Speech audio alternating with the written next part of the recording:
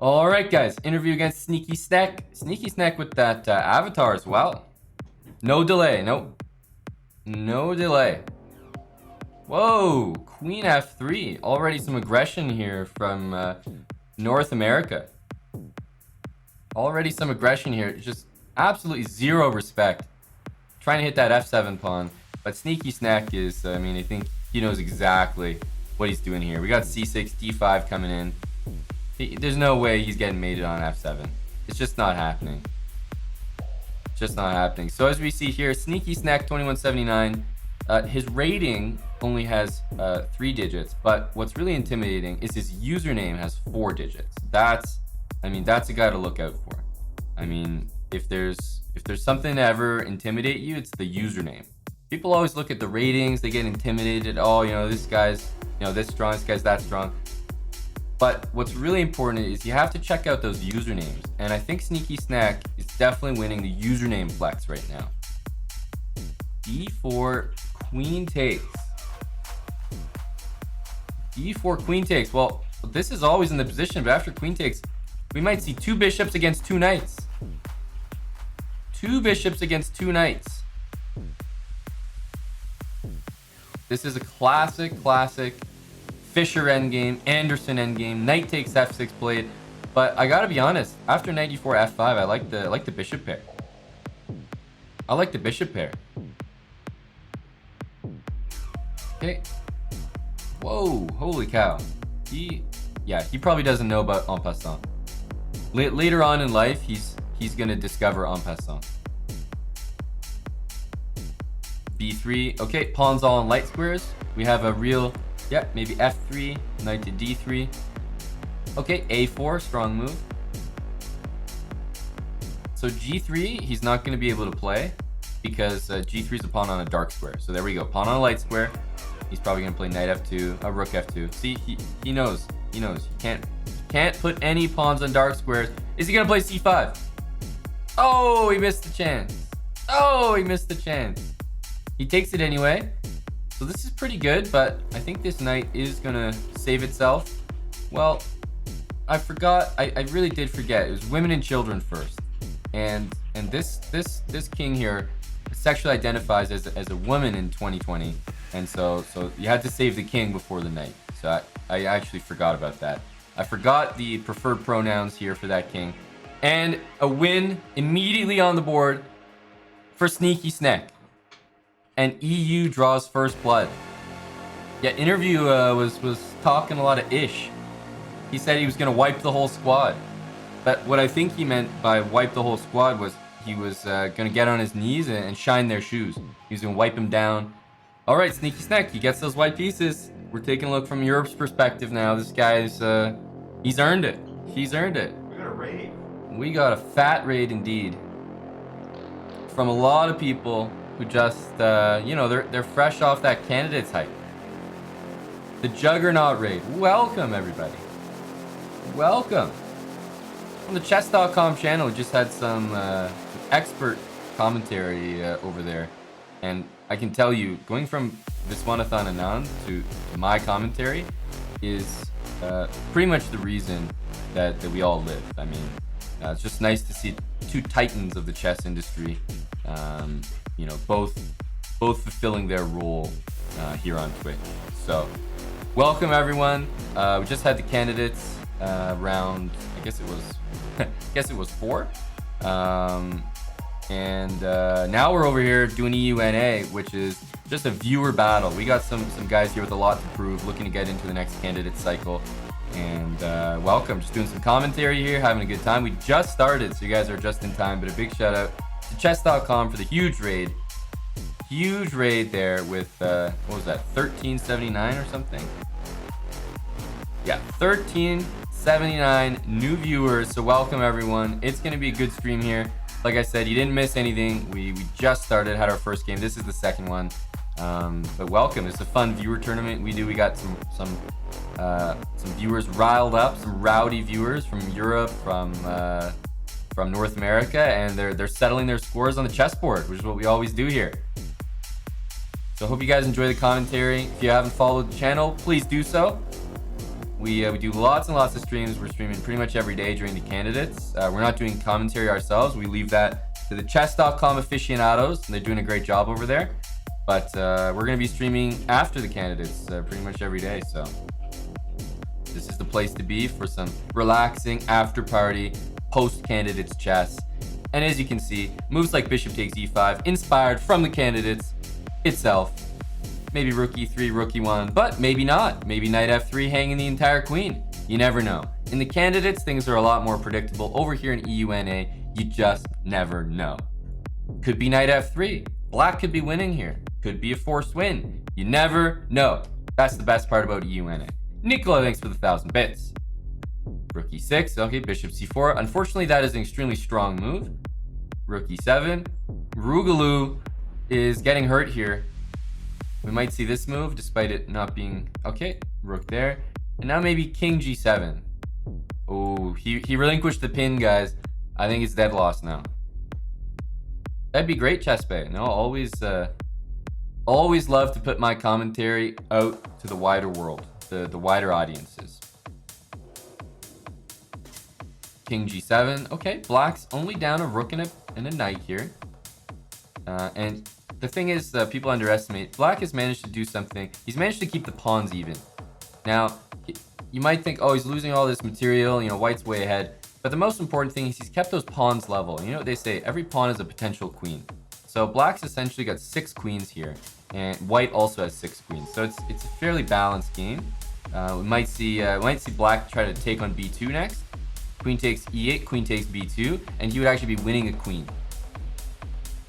So maybe queen takes b2, winning a queen, threatening maybe to win another queen on c2. So we'll see if white goes for that.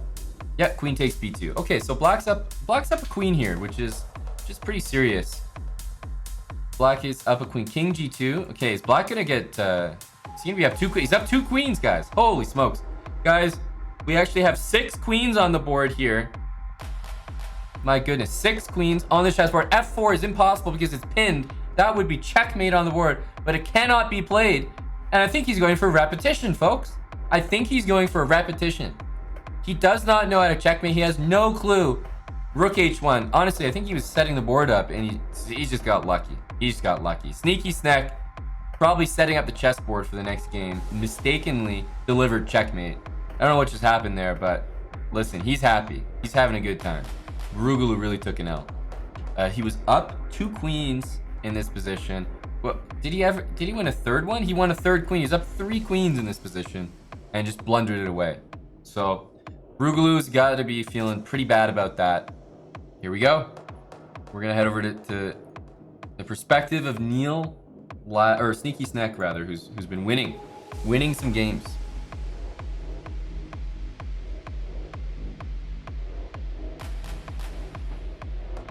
All right, d5 here. Neil Ladd. So you gotta be careful of a guy who's 921 and his highest blitz rating is 2 points above the starting rating on chess.com. And the reason why that's so relevant is he's sunk into the pits. This is a guy with everything to prove. Neil Ladd, he knows what 1200 feels like. He knows what that feeling is. He knows he's worth 1200 and he's misrepresented at 921 because honestly his teammates have been holding him back. Neil Ladd is a regular participant in EUNA and his North American teammates are holding him back, and he deserves 1202. And he's here to prove it today, guys. He is here. He's petitioning for his rating back. Neil Ladd. Let's see what he can do. So queen on d6 is nice because it blocks your own bishop, so you can't develop it to a good square. But thankfully, Neil Ladd is just going to correct that. Yeah, just going to fix that for us. Awesome. So Neil Ladd, I think Neil Ladd and Sneaky Snack are forming an alliance currently. They are currently forming an alliance, working on a NAFTA agreement. Okay, bishop d6. So maybe we'll see a3 winning a piece, but on the other hand, maybe not. Maybe we won't see that. Yeah, okay, that makes a little more sense. It would be disingenuous to start off a treaty and then immediately win the guy's bishop. That wouldn't make any sense at all. Wouldn't make any sense at all. So Neil Ladd is actually going for the long con here. For those that aren't familiar with the long con, you make your opponent think you're on their team by not winning the bishop, and later on you're hoping to cash in big time. Later on you're hoping that later on, I'm going to win his queen. He's not going to expect it. So later on you might see the guy attacks his queen like this, and the guy doesn't notice because he thinks, oh, he's on my team. I don't have anything to worry about here. So let's see if he brings the queen back, or maybe he leaves it on b4. He's gonna trust the treaty. Queen b6 played. Neil Ladd here is, well, I don't know, guys. If you ask me, it looks like he might be planning something on the queen side here, but it's gonna need further verification. I just have this feeling he's up to something over here. Rook on a1, rook on b1. No, I'm probably overreacting. I don't think, no, it's fine. It's fine. I think the black king is nice and safe here. b6 to kick the knight out. Neil Ladd has also played fg3, which is really, really good. fg3 follows the simple principle, capture away from the center. You always want to capture away from the center, which is why, unfortunately, you'll notice that the h-pawn is actually the most useless pawn on the chessboard. And the reason is that pawn cannot capture away from the center. So that's why we say that the h-pawn is simply the weak link of the position, so to speak. It should be the target for some of your attacks. The h-pawn simply can't capture away from the center, and from black's perspective, the h-pawn as well is pretty much useless. So what we see here is white trapping his own queen there on a6. Very well done. Nice. Knight takes c5. Yep. And black's threatening checkmate in 1. So maybe white's going to move that useless h-pawn and get mated. That's most likely what's going to occur here. So, all right. Perfect. Let's have a look. Waiting for that useless move.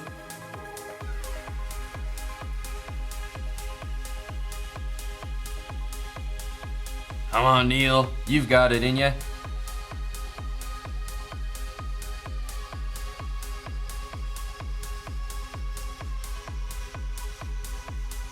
Oh, and he makes a different move. It's unbelievable. Well, there are some force mates on the board, guys, and they will not be played right now.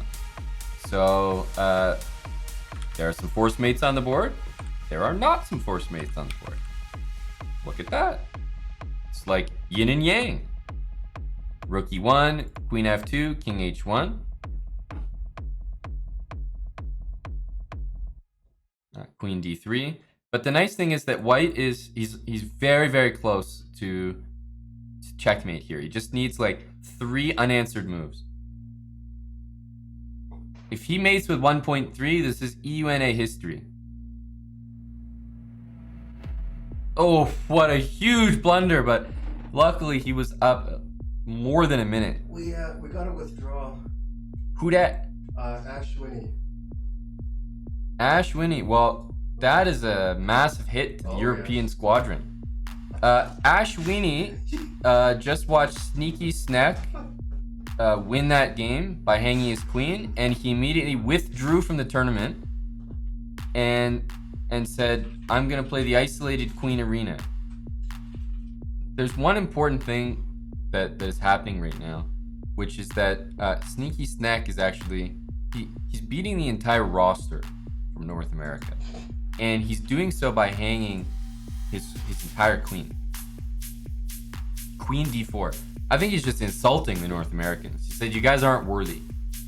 Here we go. Sneaky Snack with white pieces. Yeah, no, Sneaky Snack is coming for guys like HNJL and Omid Malik.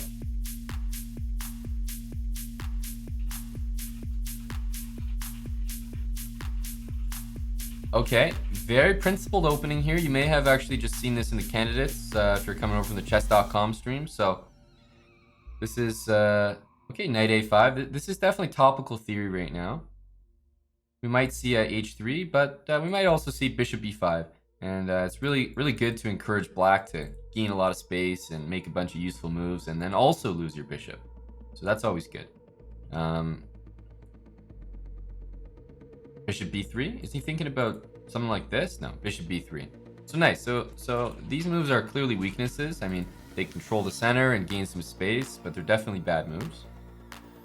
And Sneaky Snack understands that. He understands that. d4, gaining space, taking the center. Maybe we'll see queen c7, but we could also see a worse move, like taking. Okay, c5.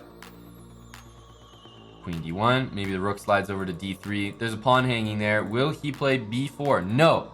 So this is actually tricky. So b4, the knight would move, and then you might grab this pawn. But what we actually see here from Guimpino is he's going to grab the pawn first, because he's saving time. So he's actually up a tempo on the previous line. If knight d5 now, he doesn't need to play b4. So that was a nice little inclusion there from Guimpino, which some of the chat may have missed. So I was just going to slow that moment down so you guys could catch that. Yeah, knight takes e4. Knight takes b5 played. He didn't want to go into that variation with knight d5, b4. He realized black was saving a tempo there. So as we see here, black won a piece. So yeah, knight takes e4 was a pretty strong move there. Just wanted to highlight that for some of the slower chat members. Bishop c6, knight d2, and great stuff. Black is up a piece. Alrighty. Rook takes. Will we see this or will we see that? Okay, queen trade. No, that's fine. That's fine. Yeah, queen trade is good. He's simplifying. He's up material. He's gonna liquidate there. Perfect. All right, bishop there. So maybe pawns on dark squares because we got a light squared bishop. So probably king e3, f4. Black, on the other hand, can try d5, but he can also play king there. Will we see f4? No, we'll see h4.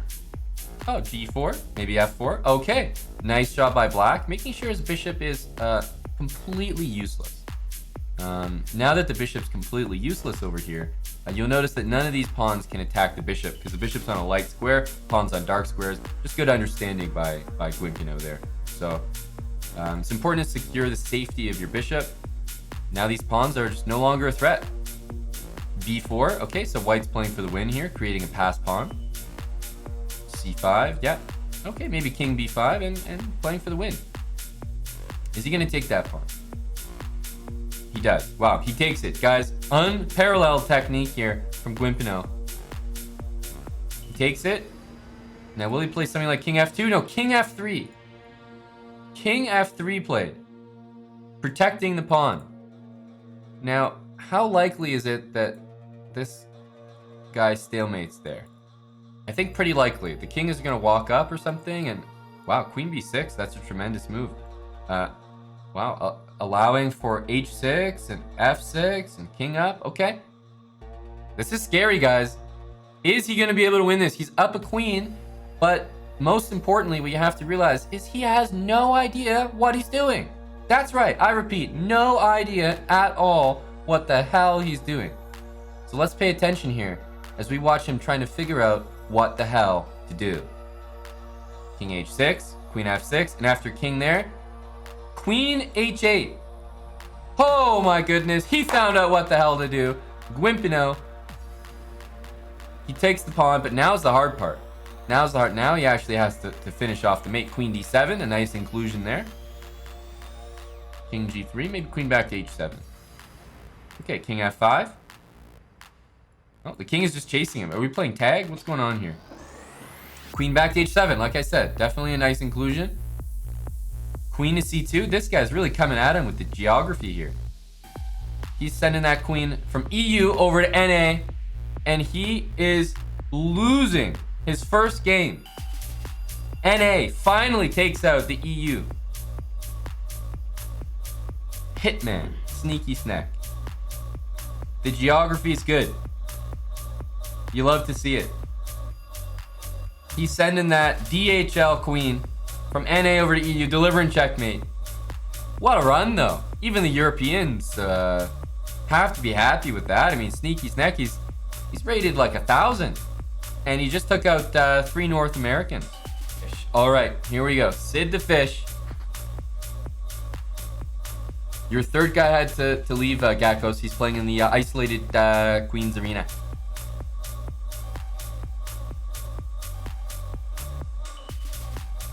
Don the second, thanks for the bits as well. Okay, bishop takes f3. Let's go. Queen takes f3. Pawn takes. Bishop there.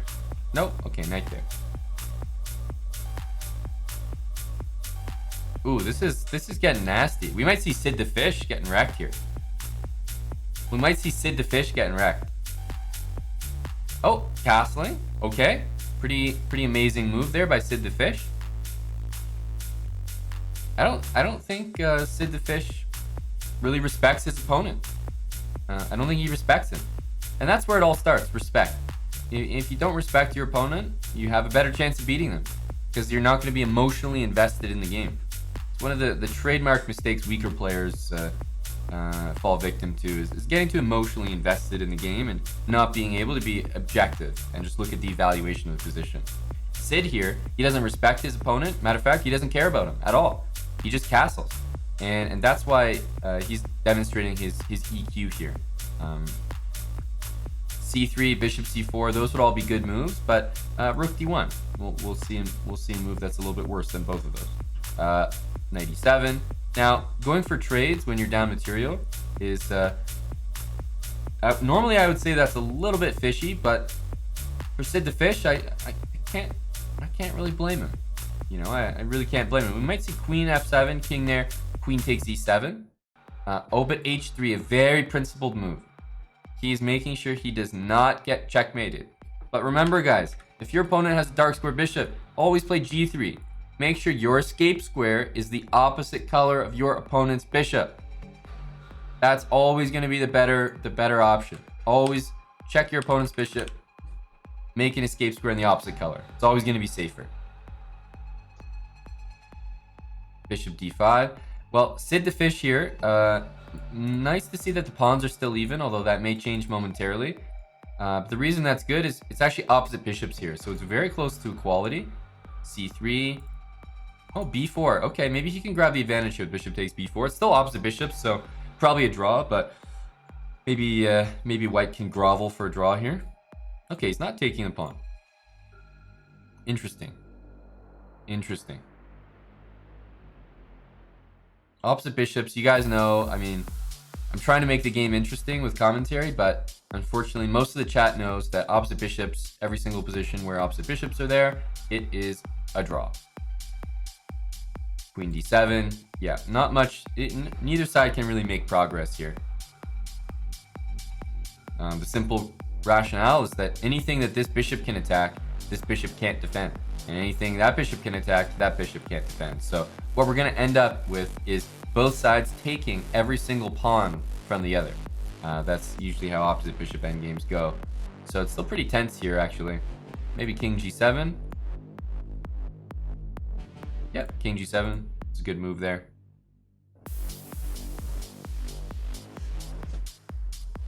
Queen a6, h5, sure. So what's going to happen here is we might see h4. We might see bishop there, controlling the square that the king was going to use as its escape. So that's why I love to see the move g3. And that's why I was advising to always make an escape square the opposite color of your opponent's bishop.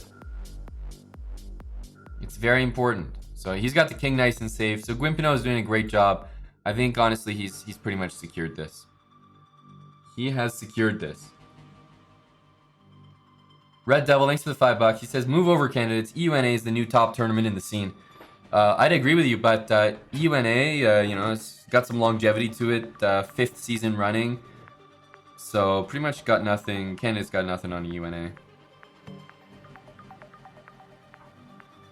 Okay. And we're getting another queen. And, okay, he's making sure to trap his bishop before he gets mated here. So maybe mate in 2. That'll do it. That'll do it from Guimpino. That will do it. Nice job. Queen h8 mate. That was very efficient.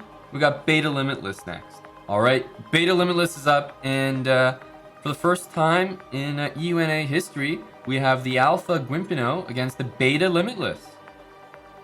Welcome to the Alpha versus Beta matchup, the one we've all been waiting for. You tuned in, or you turned up too late for this. Oh, well, you know what I always say, that's never too late to turn up. Hey! Bishop takes c3, maybe castles, knight e4. Yeah, Guimpino is giving up the bishop pair. Giving up the bishop pair. Maybe f5 here. Okay, knight takes e3. Now, we got double pawns here, but that's going to be immediately... Yeah, I think whether he takes or whether black takes, these double pawns are going to be eliminated, that's for sure. Okay, so he decides to take. Black has no control of the center at all. He's putting his knight on the side of the board. And this is the guy who's won 2 games in a row so far. Okay, bishop back. He might play b5. It looks like that kind of guy, yeah. Now, will we see this pawn go up? Maybe knight e5, queen out there, maybe queen c2, hitting the pawn. A lot of ideas. But those are all good ideas. And instead, we're going to see rook e1. Bishop b7. Okay, now he's preparing e4. I like to see that. I like to see that. Gaining some space, taking the center. That's very, very good. I always advise for lower rated players to take the center. Take the center. And that's exactly why Guimpino has played e5. Fantastic. He was listening and he took the center. It is his.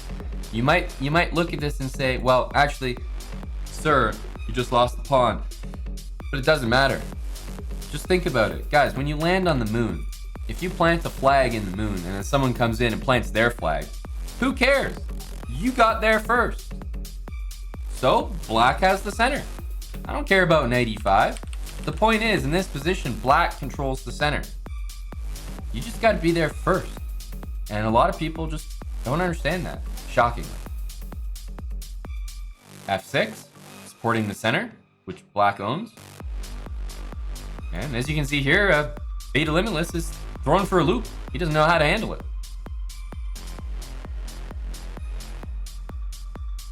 Knight on g4 is not too good, but you know, knight e3, knight f5, and some pressure on g7 would definitely be scary to face here.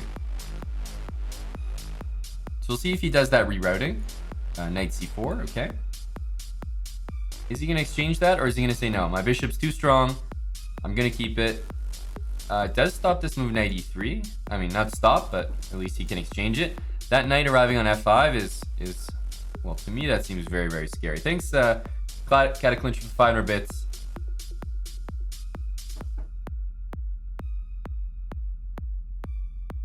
And, oh, he goes knight e3 anyway. So there is an option to play a funky move knight d2 to actually win that pawn there. Poof, and he plays it. Holy cow. And after knight takes e4, he's starting to pick away at white's center. So black has the e5 square in the center. Now he's picking away at white's pawns.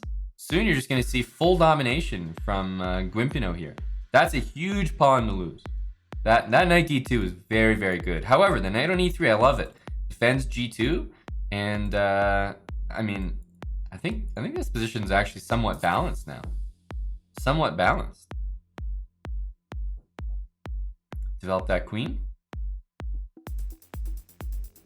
There we go. Guys, this is a very close match. The thing is, Guimpino has a time advantage here.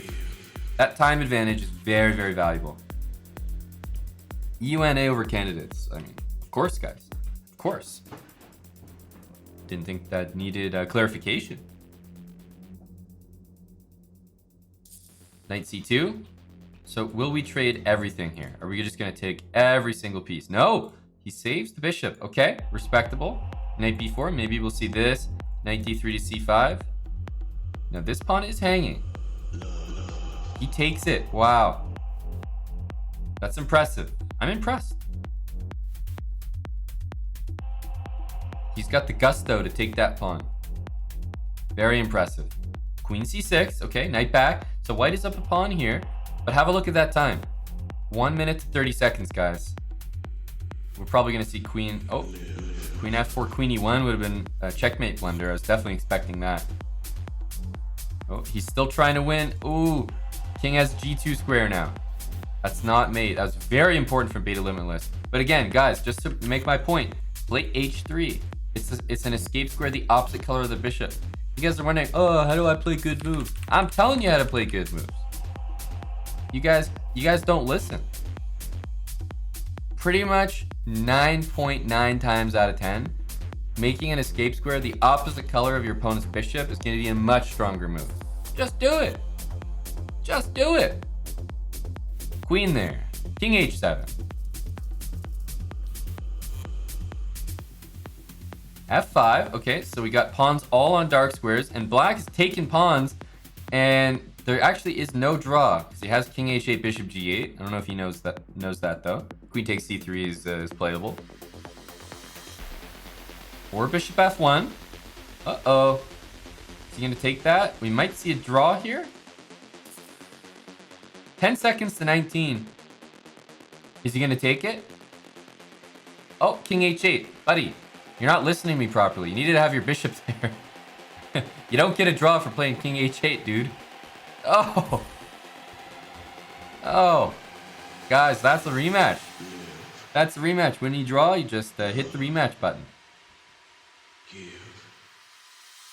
There we go. They're going to get right back into it. A grandmaster draw.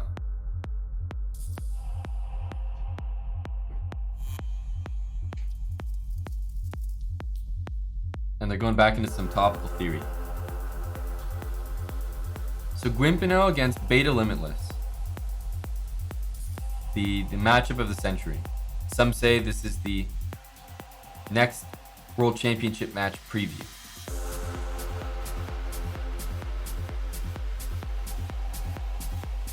Will we go a3 to save the bishop? No, knight g5, very aggressive. So the question is, after castle, is he going to keep the energy going?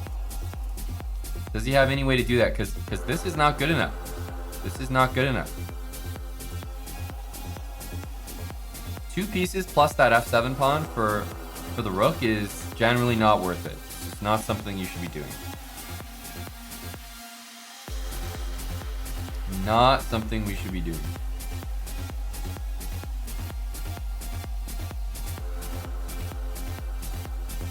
Knight e2. I think he wants to play f4.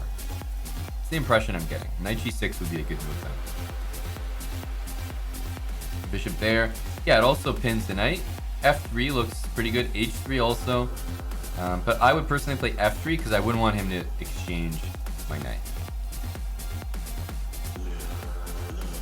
But he's actually somehow baited the guy into playing g4. Now white's gonna get a nice knight there, but in my opinion, if black had played this move, and he does now, then after knight there, you're always able to kick him out. But more importantly, knight g6, knight f4, and black actually gets a permanent knight on f4, which is extremely strong. But g6 is also a fairly good move here. Yeah, or you don't have to do any of that. You could play knight takes f5, and then g6. Yes, definitely. Yes, more of this. Takes rook g1, and I think Guimpino thinks that rook g1 is checkmate. He seems very confident. King h2 confidently. If I get my rook to g1, you know, by golly, that's mate. That is. Let's see. Rook g1, threatening queen h5. Will he play rook g1? I mean, he has to play rook g1, no? There we go. So big threat here. Unfortunately, this move or that move are both very natural, and he has played this. So Beta Limitless has an insanely good position here. A super strong knight. It cannot be kicked out at all. Queen coming to h4, delivering mate potentially in 2 moves. This rook swinging over. I mean, the bishop sort of protecting the king. It's all very, very nice. It's all very, very nice. So queen g4, I think that's a great move. It stops queen h4. Pretty important.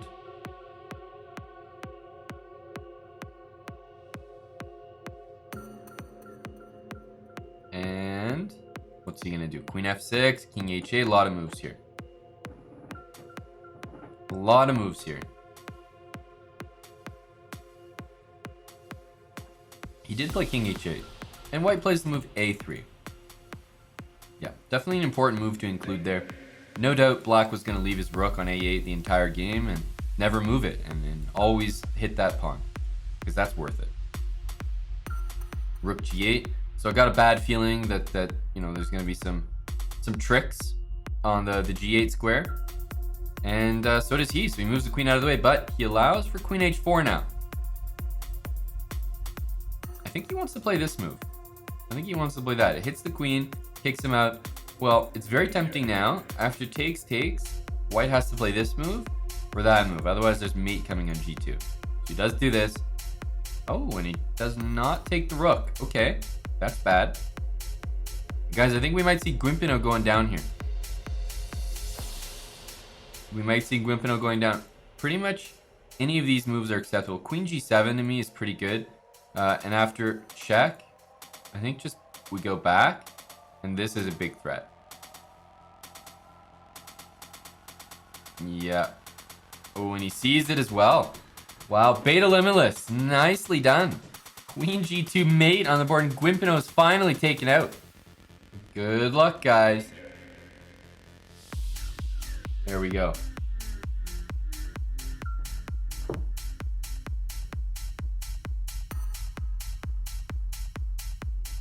Oh, I'd like to. It's up to the European squad to replace Ashwini. We had a withdrawal for the Europeans. You can see there on board 3. 2 people in Discord offering to replace. Nice. We got two replacements. You want to pick one of them? They both had okay accounts. So. Both have good accounts? Yeah. Then we can get that sad face out of the roster I have. Oh, you got a little sad face placeholder? Yes. Okay, well, guys, I think it's fair that there's 2 people who want to play. So I think in fairness to everyone and just to have a nice fair tournament, we're gonna have a poll about who should play. So we have a 2028 player and we have a 2224 player. So this is to replace the European third board. So let's ask all the North Americans in chat, which one would you like me to put on the European team? So we should do this fairly. So all the North Americans, let me know which player you'd like me to put on the European squad there. Let's get a nice fair vote here. Okay, it looks like, wow, okay, it looks like most of the North Americans voting for the 2028 here. There we go. Okay. Okay, well that's looking good. So North Americans want the 2028. Okay. Glad we decided that fairly. Oh, someone suggested Warshep. That was Sneaky Snack. Right there, he's been eliminated, but he's still got some jokes, you know, like a Monty Python or something. Some guy's like half dead, he's still cracking a few jokes.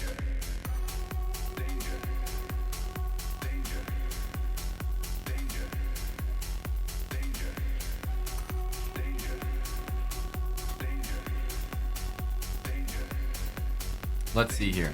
Knight d5, meanwhile, DF flyer, he's got a pretty solid position. Knight d5, knight e4, there's knight takes there, so he's gonna take. Bishop e6 now, it's definitely what should be played.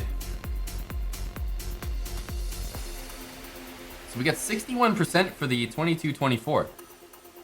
Guys, I mean, I can't control everything, but I do hope that you guys, you know, try to have fair votes. I have a feeling that some Europeans are sneaking into the vote here, unfortunately, because most of the North Americans, they did want that 2000 on the roster, but some Europeans, I think they're sneaking into the vote here, which is not very fair to North America.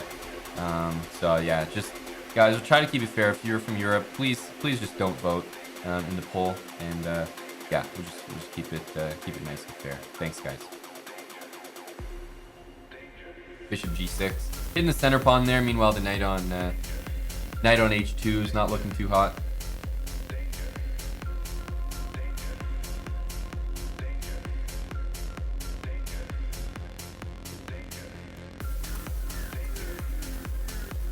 Dormond Don Bot says, "This is just dumb and unfair. Vote. Then obviously NA will pick the 2028."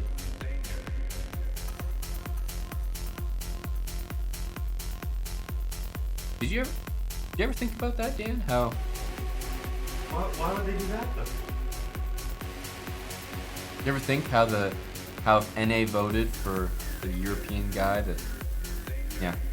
Well, I didn't actually notice that, but you bring up a good point, and well, I'm gonna overrule. I agree.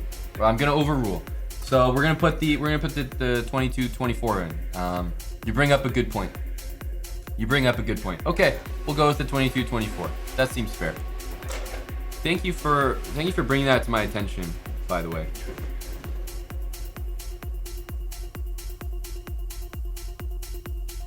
EU election interference. Yep, anything goes here. These Europeans, I mean, they'll do anything. Queen takes d8. Holy smokes, he's liquidating into an endgame where he's up a pawn instead of being up a queen. That is a serious move. That is a beast move. I got a bad feeling about knight e7. Oh. DF flyer. Is Beta Limitless gonna lose on time? I think he is, guys.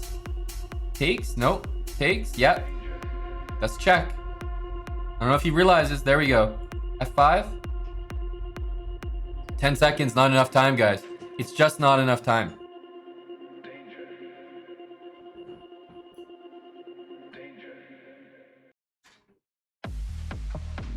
Okay, we got everything hanging, but I don't think DF Flyer is gonna mess this one up. DF Flyer is not gonna mess this up. He's up too much time. 1.1 seconds. No, it's not gonna do it. There we go. DF Flyer takes out Beta Limitless. Okay, here we go.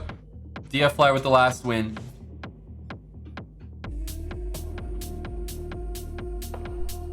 Ooh, we got a London system.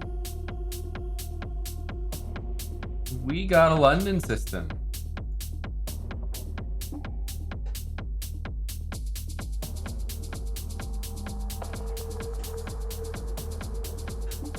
Do you guys have faith in a London system where the guy gives up his light square bishop? I don't. Neil, not planning to. We got Sub Sunday tomorrow. So that's when I'm going to be playing the subs. But today, probably not. But we'll definitely be streaming later tonight as well. I mean, it's Saturday. We're going to have a good time later. We always stream later on as well. But tomorrow's Sub Sunday, so that's when we'll officially, play all the subs and whatnot. But hey, you never know what's gonna happen on a chessbrah stream. So after this, later tonight we'll be streaming, and hey, we might get some sub games in, and you never know. Knight there, maybe pin. Yep, pin to win. Because we got Rook C8 coming up, he can just add pressure. Rook C1, Rook C8, and yep, he's doing a good job. Hey Mama 5, tournaments today? Yeah, we might run a viewer tournament as well. We've been doing that a lot lately. So he's got to win a pawn. How would you guys win a pawn here? Quiz for the chat. Do you take this way or this way? And then after that, do you take with the minor piece or the rook?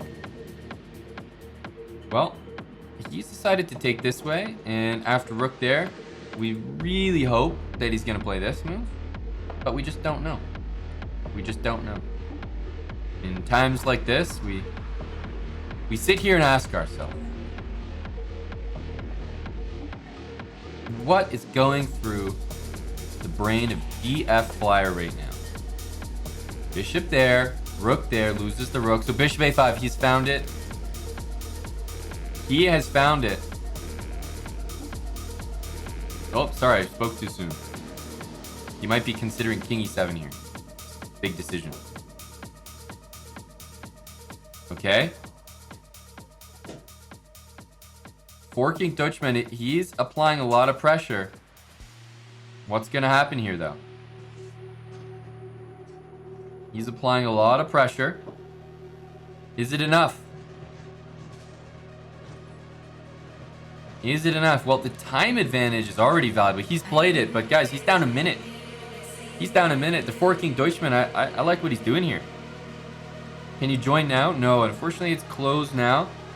But you can get in the next one maybe. But for this EUNA, the registrations are closed. So he's finding all the moves, but it's taking him some time. Now, in a position like this is exactly where I would play, let's say, an escape square move. Probably g4. Just gains a lot of space. It's a escape square and a light square opposite of that bishop. Nice and safe. After takes, rook b8 to defend the pawn. There is this move, always. Ooh, he's taking there. I would not take it. Yeah, he goes there. That's a good move. Now, the thing is, like I said, if rook there, he's running into this. So he gets out of the way. That's another good move. EF Flyer is actually playing very well. I don't know how he got out of that. I was not expecting it.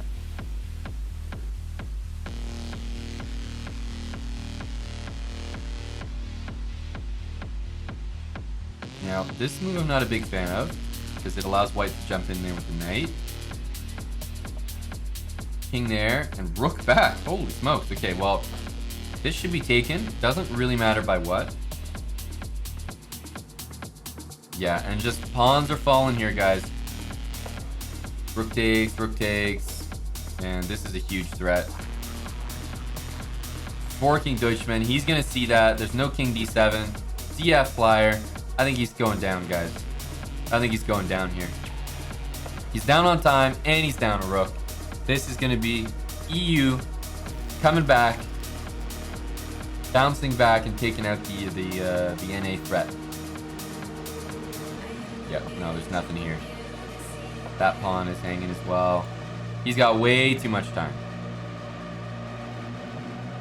Way too much time.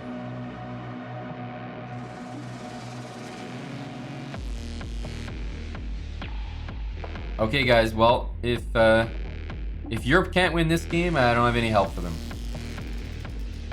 Thornda, thanks for the 3 months, and all thanks to Ya928. Welcome back for 3 months. Thanks for the gifted sub there, Ya928. Knight back to e5, maybe a draw. Oh, okay. We'll check this way this time. I found that's a very important check that he just played there.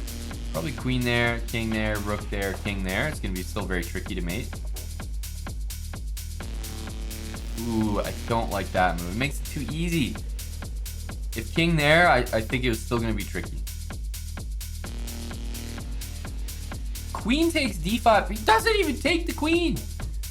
What the hell? Forking Deutschman, I feel like he has no idea how to mate. If he took the queen there, I swear he would have drawn that game. By the way, what's white doing? What the hell is going on? He managed to do it. That's incredible. I really can't believe DF Flyer did not take that queen. That was such a scary conversion. So let's just examine here. Okay, white gets a queen, and he has 35 seconds. 35 seconds with an extra queen and an extra rook. And that turns into rook sack, queen sack. Oh, and if you just took this, you can stop the pawn for, a good number of moves, and then you can run away. And there's only one queen. I think that's a very, very good chance to draw. But alas, it's over, guys. Chances were missed. There we go. Got him. All right, Tommy. We're gonna jump over to Forking Deutschman's POV. Tommy Shelby. Holy smokes, he's out of the gate fast, guys. So Tommy Shelby, for those that don't know, he's got a pretty impressive resume. He's been in the chat for a while.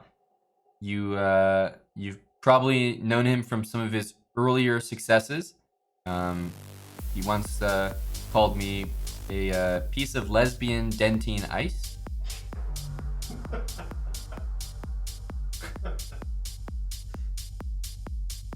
So yeah, no, Tommy's definitely been around for a while. He's got a pretty serious pedigree in the chat. Bishop b4. Tommy got out of a pin there. I'm not sure, was that possible? No, okay, that was a threat and he stopped it. Nice job from Tommy. So queen c3, baiting this move, queen back to d3. Bishop goes back and, you know, takes. Maybe b4, knight d2, knight g5. Tommy's got a great position here. Tommy's a very dangerous opponent.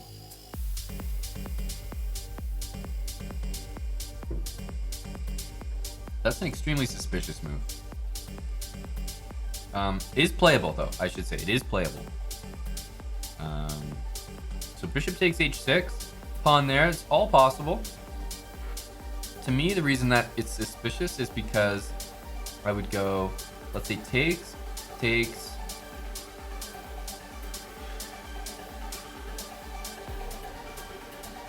Okay, decides to take here. Now, I was trying to get g4 to work with knight g5 and threatening mate, but actually black had queen b4, queen takes d4, so maybe not that easy. Maybe not that easy. Now, developing the knight is definitely good, but Tommy wants more. So is he going to play this? Probably. Is he going to go there? Yeah, I thought he might do that. It really depends if Forking Deutschman can find that move. Really depends. Ooh, he played queen e7. A decent move, but I think if Tommy protects the knight now, it's probably going to go in white's favor. Although after f6, it's still a game. It's still a game. We have Grandmaster Yasser Serwan in the chat. He says Tommy's good people. A put down like that earns some serious respect. You see, guys, Yasser's out here, he's covering the candidates in St. Louis Chess Club, and the guy's giggling that Tommy called me a piece of lesbian dentine ice. So you see, it even got old Yaz going. Even got a chuckle from the old guard. f6, it's played. This is a very tense game, actually. This is a very tense game.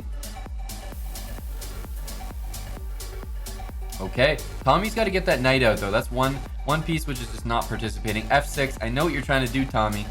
It's, you know, it's tricky, but after pawn takes and the queen slides over, I think black is defending here. And Tommy's going to have to pick up the pace. He's going to have to pick up the pace here.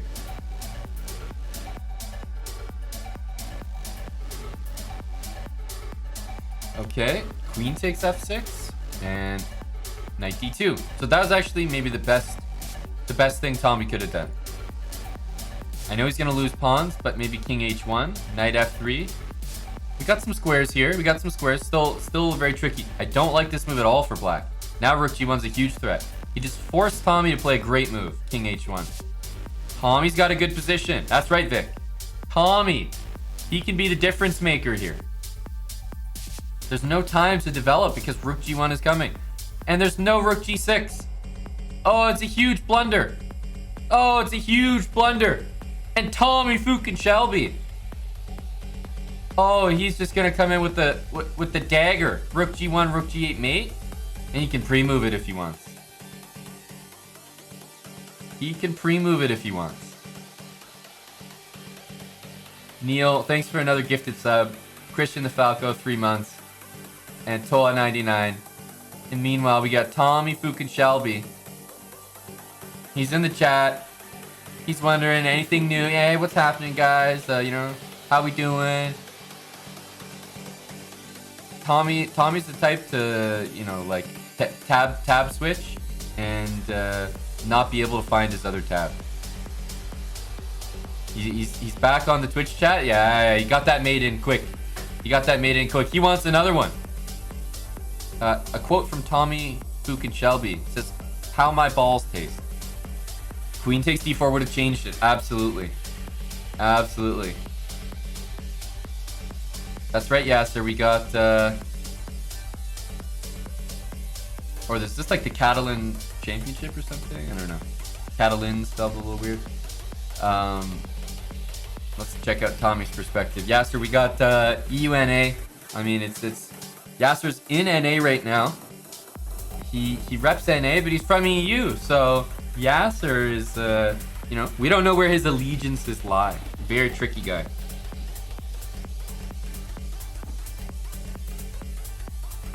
Okay, pretty even game right now. Tommy's going for the, like, basically when you learn chess when you're like 5 years old, it's like, you know, get my knights out, get my bishops out, and yeah, that's pretty much how you learn chess if you're 5 years old, or Tommy fucking Shelby. Neil, 5 gifted subs. Thank you to Lad Diana, aka Neil. for those gifted subs. Appreciate that, man. B4 played. Okay, probably the queen wants to come out to B3, H6. Giving up that bishop for nothing would definitely be a very welcomed sight. Bishop F4 looks like a decent move. Bishop D2 is also fine. Oh man, Neil's coming in with 5 more gifted subs. Holy cow, that's 10. Another 5, and Neil's been donating 100 bits, gifting subs one by one the entire stream. So I know it's been adding up. As you can see there, gifted 12 subs in the channel, and I think maybe all of them have been from the stream today. Oh my goodness, 5, 5, 5, one after the other. Ladniana, Neil, thank you. Holy cow. Yasser's in the chat petitioning for A5. He says break up the boys here. The boys are looking solid. You got to break up the team with A5. Damn, that's crazy. Guys, shout out to Neil with the 15 gifted subs now. My goodness. Thank you so much. We're enjoying the EUNA. And oh, he's listening to Yasser. Tommy Shelby and Yasser are from the same school of chess. Tommy's the guy who just skips class and still gets A's on the test. I don't know how. Maybe takes, knight takes d4, rook c1, and queen takes d4, and Tommy goes for the win. Is that what we're thinking, guys? No. Oh yes. Is he gonna do it for Yasser? Is he gonna do it for Neil with 5 more gifted subs? Is Tommy Shelby capable of a one-move tactic? We will find out now. He is. He is. Tommy Shelby. He's doing that for Neil. He's doing it for Yasser. That's 20 gifted subs from Ladniana. Holy cow. Queen back to A7. Defending. Cool as a cucumber. Tommy Shelby. He's doing Yasser proud. He's doing Neil proud with the gifted subs. Ooh, you'd love to see it. Tommy Shelby's out here roasting Europeans. He's taking them to the woodshed. Maybe rook d8. Slide that bishop back. This pawn can start, push him, baby. Push him, baby. Rook a1. So let's not. That looks like a Tommy move. Let's keep it.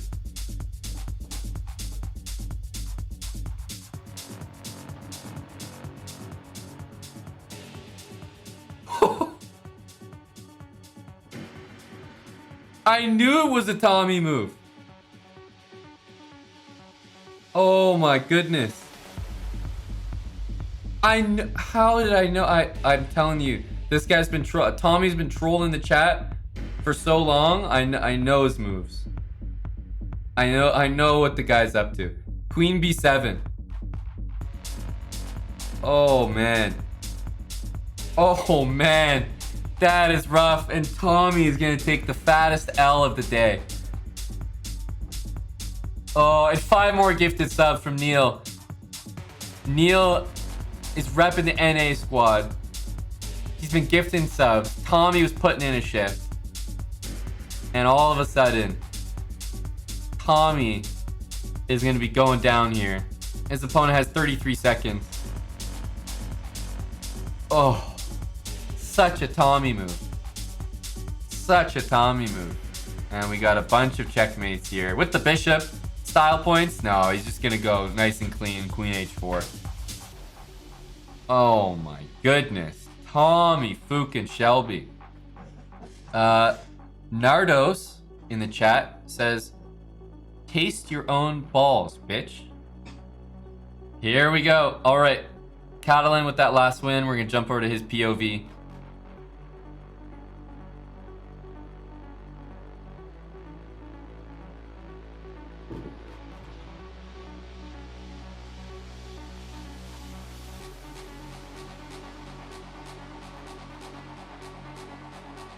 Okay, bishop c4, salty clown. He's not He's not in the mood to take that back, guys. He's more of a knight f3, you know, go for the throat kind of guy.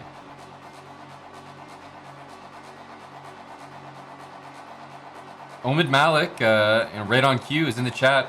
He says, real men know how to handle a loss like at Tommy Fukin Shelby. The low EQ Europeans can't.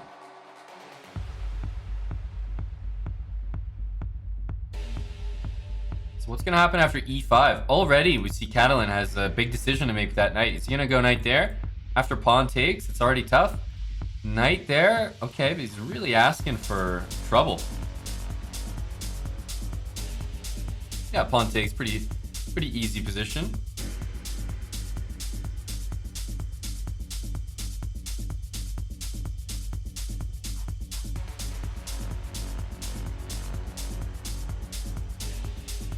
Think about the people who took the most hits there. We had Yasser in the chat. The guy, you know, just watched Tommy hang an entire queen. We had Lad Nyana, Neil gifting like 25 subs or something. Also taking massive hits. I mean, Tommy just left everyone high and dry. H4 from Salty Clown, no respect at all.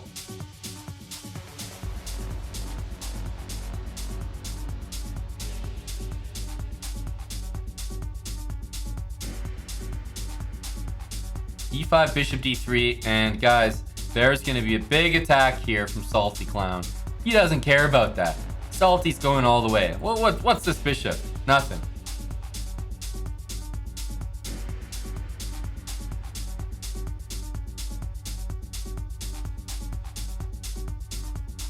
A5, oh man, he cannot wait to get that bishop off the board, but I think there's going to be big problems over here.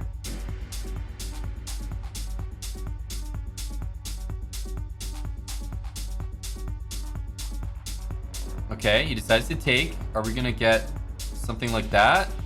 He's got to continue the attack here. Okay, so finally you get this, but actually after taking, queen d3 hits the rook and gets over there in one fell swoop. Okay, he goes knight e7, but Salty's holding nothing back, guys. What do you guys think? Is this just going to be a KO for Salty Clown?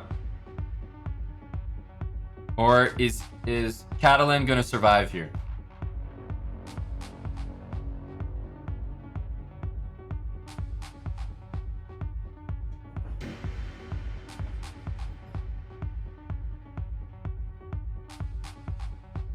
Knight back.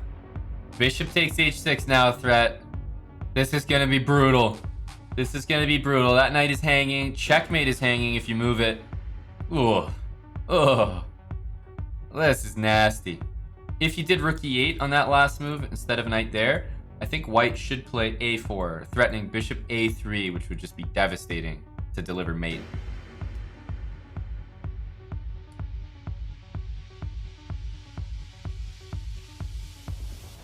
F5. Maybe F5 is even a good move. I don't know. But the problem is Salty Clown is just crashing through here. This is game over. He's got everything.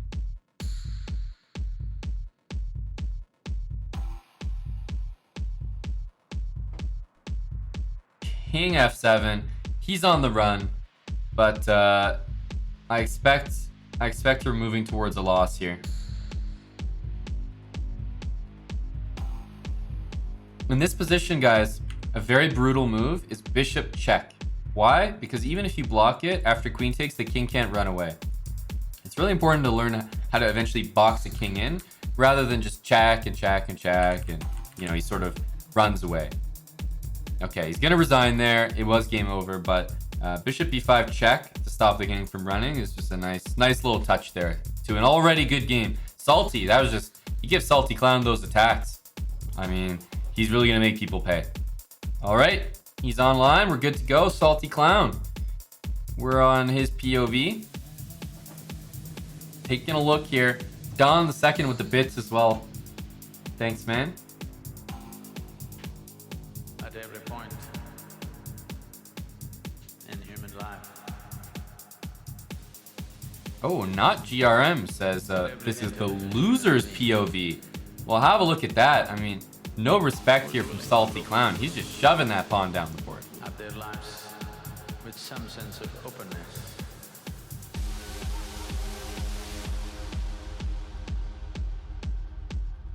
Manor Monkey, would you also maybe posit the argument that Delawareans are underrepresented? It certainly feels that way, sir.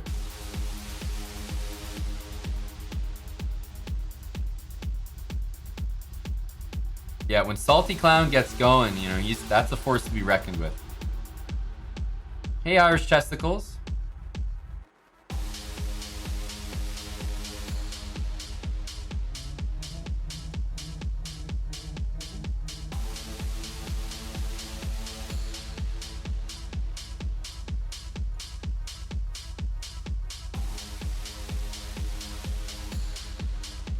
This is a nasty pin. I think he may find himself in trouble here.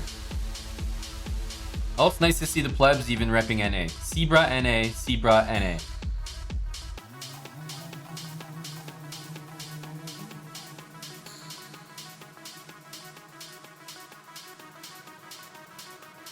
Questions will arise. A6. This rook on h5 is active, but unfortunately can't get over to the f5 square. I think he'd love to go for some sort of d5, bishop c5 business. But again, ooh, whoa, what's that? That's too much. Yeah, what? Okay, maybe he'll try queen there, just to at least get a check in, but this should be fine. So rook there, probably king up and rook up. Because the thing is, if you go rook up, and then you block with the queen, white can trade queens and get his bishop back. That'd be very bad. So we have to go up. And then if I was playing, I would go check, king up, and knight f1 to e3 to d5. That's what I would try to do.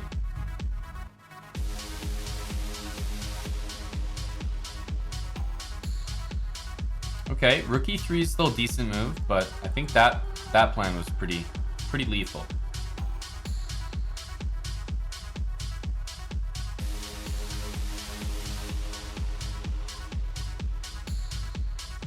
Salty Clown here. He's up a piece, but Black really needs to get some sort of coordination. He needs his king out of there. The king in the middle is very difficult to handle sometimes.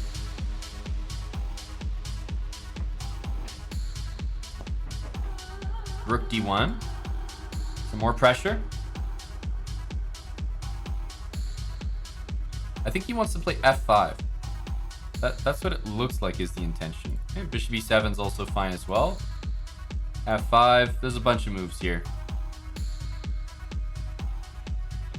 So remember that rook there would just be the biggest blunder you've ever seen. So king up. I would have expected king there, but okay, king directly up the board. That looks like a tricky move. Hitting that knight and hitting the rook with the knight and preparing knight d5 check. So for example, rook d8, knight d5 check, queen takes d5. Because if king there, you lose the queen. Oh, Salty Clown, he goes down. That's a huge blunder, but a very tricky move. As I said, my plan was knight f1, knight e3, knight d5 with similar ideas. But in the end, Sarlander, he made it happen by a different method. But he still got it done. He still got it done. Salty Clown, up a piece, blunders the entire queen and checkmate in 2 moves. And here we go. Sarlander. GG. He came back there. Piece down is not easy. Not easy to come back from that at, 1700 level. That's around the rating where people start to really understand what's actually going on, Okay. Miko here. He's got the new chessbrah flair and the old chessbrah avatar. I mean, this guy, you can just see the support right there. We still got the big guns for either side. They're up at the top. The 2300s, they're waiting for their chance to play. This is a heated EUNA.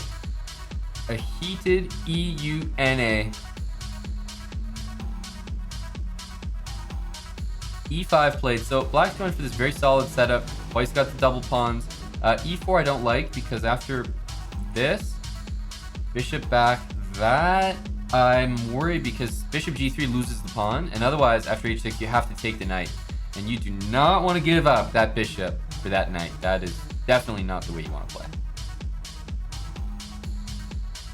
But if black played H6, I would have liked it more. Knight D7 of course is a very decent move, but after bishop D3, H6, bishop H4, I think white's doing fine. The reason that, I mean, a good way to look at these positions, one of the reasons that this isn't that good for black is because normally when you have these double pawns, it can be nice to have a knight on A5, because then you play B6, bishop A6, maybe put some pressure. But when the pawns are like this, I mean, there's no pressure to put on C4. So essentially the queen side's dead. If anything, white plays A4, A5. And on the king side, it should be white who's having most of the play. After H6, he played H4. Holy cow. That's a very aggressive move from Miko. I think Salty Clown likes that one. Aiden RHS. Yeah, if you guys want to check out that clip that Aiden just posted, that's a good one. That just happened. If you just joined, you might have missed it. But man, Tommy really sent us for a loop there. Thanks for the clip, Aiden.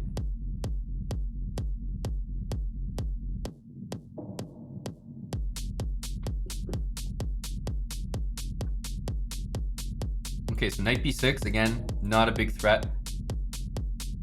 Not a big threat on c4. I like this move a lot, knight d2 actually.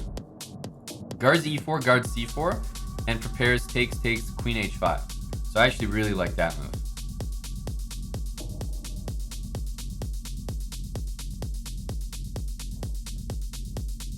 Okay, this, I would have preferred bishop d3, because after takes, now there's no queen h5. Oops. Yeah, now I think Sarlander has got the advantage again. Maybe bishop there, but yeah, no. Sarlander's doing well now. Sarlander's doing well. Hey, George. Yeah, Sarlander is up pretty much a minute here. Bishop g4 played, but it doesn't really matter. Black can take. Totally safe. Bishop e2 is very unfortunate. If that queen could go out to h5, it's a completely different story. But alas, no, this does not work. And let me tell you guys, that move definitely does not work. Bishop d7, a fork. A fork. Bishop d7, clearing the way for the queen. Pog.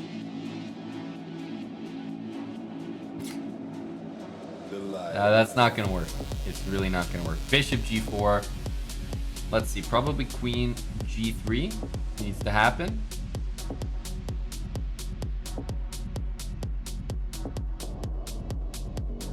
There's just so much. Black has 2 extra pieces, so it means he can even give one up just to trade the queens.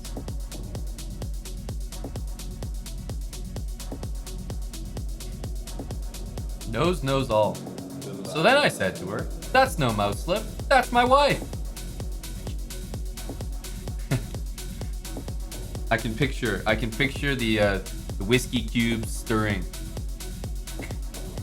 as the comment is delivered.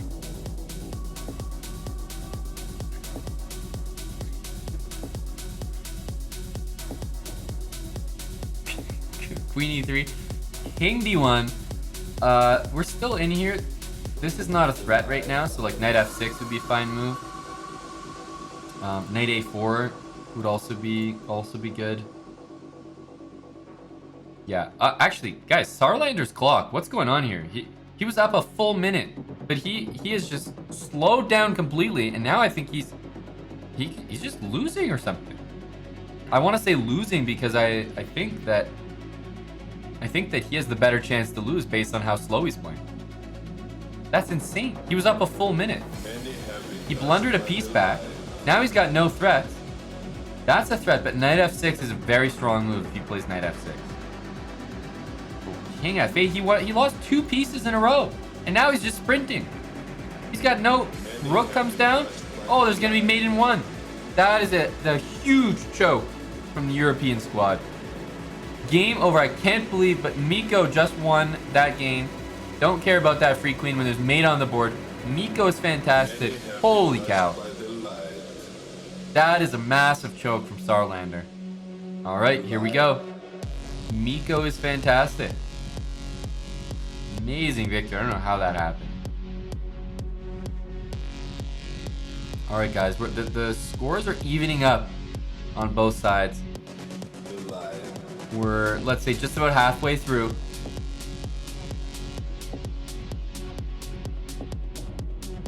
Miko here is going for his own London system. Everyone's got a London. London for you. London for you. Is he going to play c6? Knight c6, actually. This is a line here. Sometimes you can try this stuff. Some sort of like a6 or even bishop b4. He goes bishop b4 now. Okay. Castles. Also c5, knight c6. Another decent way to play here. You guys got faith in Agent JL? It's Agent JL and Anthony Atanasov up there at the top. That's going to be a juggernaut match if that happens.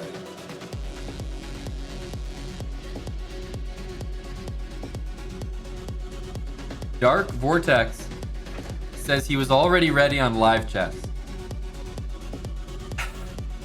He was already ready. How did Miko win that? I agree. I have no idea. That's correct, Steve. Couldn't be more accurate. Agent JL against Anthony Atanasov is definitely a game for the Young Bucks. That's for sure. That is a Young Buck game. Speaking of Young Buck, has that dude made music like anytime in the last like 15 years?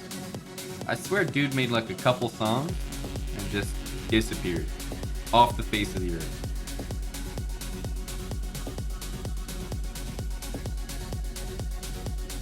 Theo Gantos, what do you mean update the score? Miko against Max Thielemann is the match we're on right now. I think it is updated.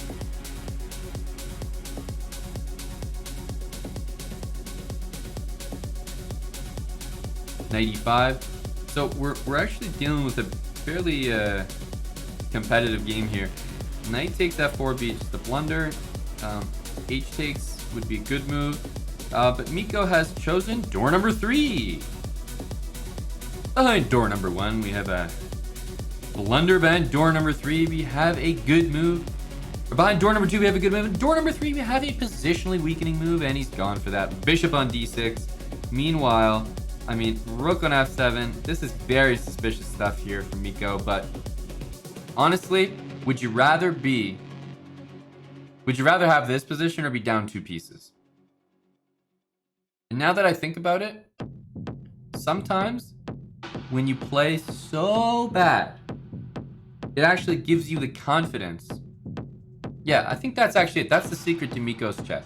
He plays so bad that when he's not down 2 pieces, he probably thinks he's winning. So he's actually using his blunders to his advantage. And that's actually a very high EQ thing to do. So he's looking at this position. He's saying, look, he's got 2 pieces. I've got 2 pieces. That's 2 more than normal. So I'm probably winning. That's probably what he's thinking.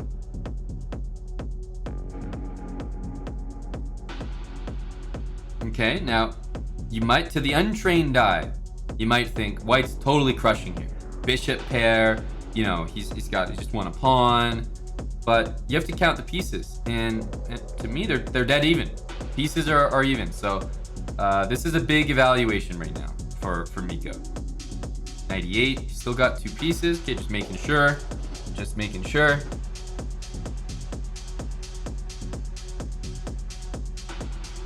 And let's make sure as well. Yeah, Miko's down on time. Okay, so he's down on time as well. That's always good. Okay, maybe h5. We don't care about pawns, of course, as long as the pieces are even. Okay, 95. So now after bishop takes, queen takes, you'll notice that, you know, the game is starting to... Oh, okay, queen takes. So right now he's down a rook. And 2 pieces beats a rook. So he's usually down 2 pieces. Now he's down a rook. So I think that's still an advantage. So he's actually he still has an advantage here. King h8. And, well, there's no queen takes f8. So the queen's gonna have to leave. And after queen takes e6, we're gonna see Miko start to win the game. Pretty typical stuff. All right, well, looks like a pretty standard game for Miko's Fantastic here. Waiting for the queen to move. Queen b5, queen takes e6, and there you go. Let's get h5 in for Miko. He doesn't care about that pawn, of course. Knight d3, okay, he did care about it. That's hanging, but I would probably look to take that with the queen. And now Miko's up on time, and he's got a better position, and he just played h6, so he's not going to get mated. And he sacked his queen, and now he's got mate. So, honestly, trademark victory from Miko is fantastic. That's clean technique. Remember, down 2 pieces, he was able to make a comeback victory. Here, he was only down a rook. So this game was fairly easy, actually. Remember, guys, chess.com/live. Chess.com/live. You can't just be on www.chess.com. You have to be in live chess. Is there another round at UNA? No, we only do 1 round. It's quite a long tournament. It's quite a long time. I don't have the my voice doesn't last that long. All right. So we got the London system.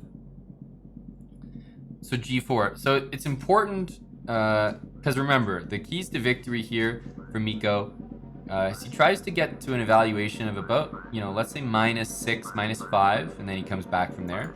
So he's starting with G4. Now G4 helps the evaluation already start to go down. So he has to start really early on trying to get those -6s, -5s, because it's hard to get such a bad evaluation. But Miko's going to start early here with the move G4. That's great to see. He's going to try to really push for that -5, -6 territory. If he can reach that, then we know Miko is going to be pretty happy, comfortable mounting a comeback. So we'll see if he can blunder, let's say minimum 1, hopefully 2 pieces. That'd be ideal for Miko here, as he is looking to come up with the victory. Miko against CRC Redonera. It's a big match, folks. Okay, bishop e2, maybe black castles, plunges the h-pawn. Or maybe he goes knight there and goes after the h-pawn himself. Yes, he does. Okay. Takes, maybe knight f4. But no, takes the knight f4 would actually be good for white. So Miko's got to blunder a little bit more. Maybe drop a piece or something.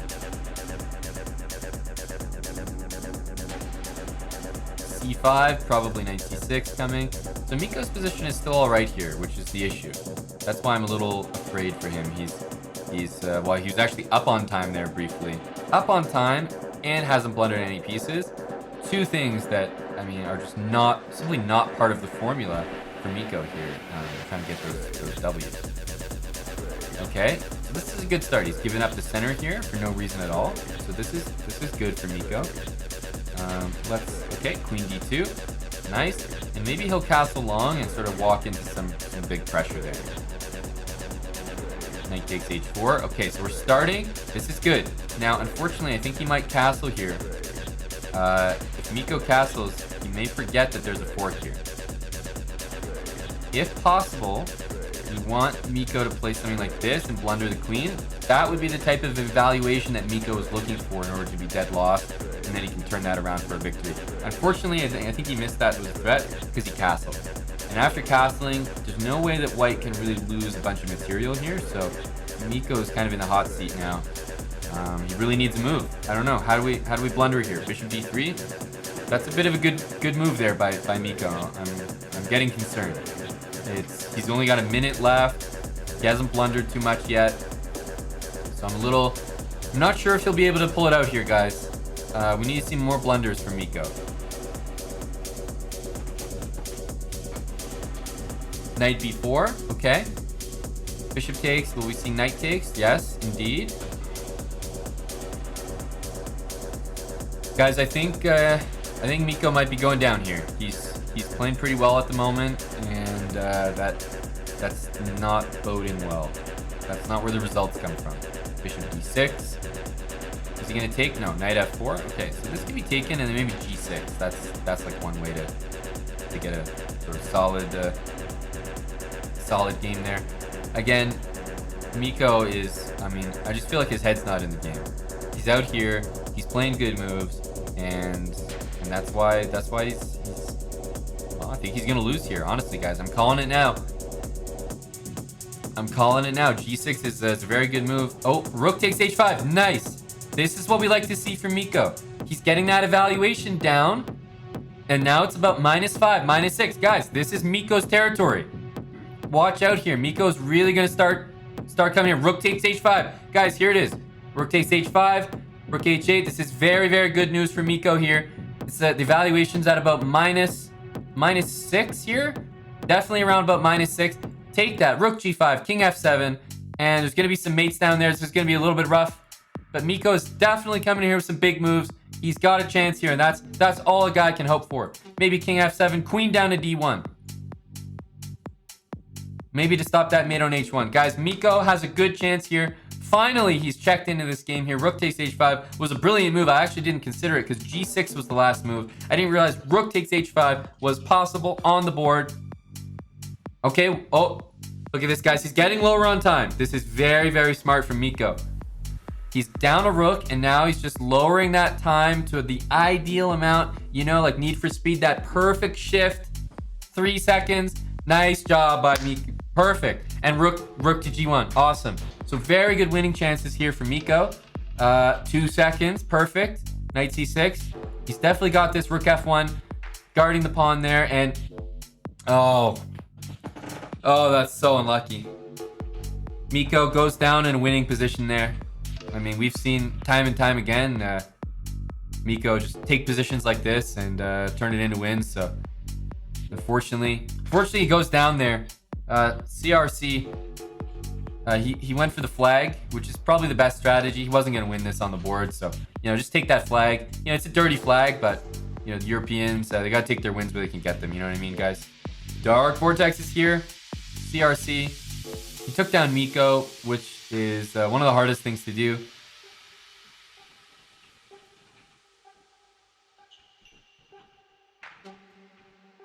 He's rocking this London system again. Very solid. Very solid, guys.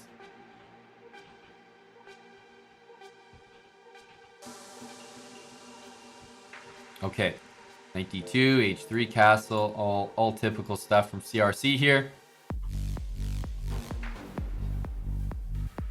Wonder what Dark Vortex is going to do. We're almost into the 1900s here on the NA roster.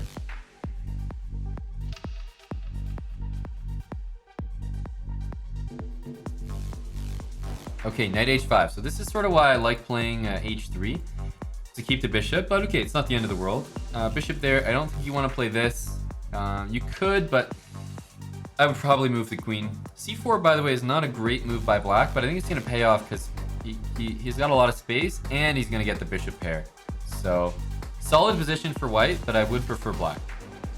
I would prefer black.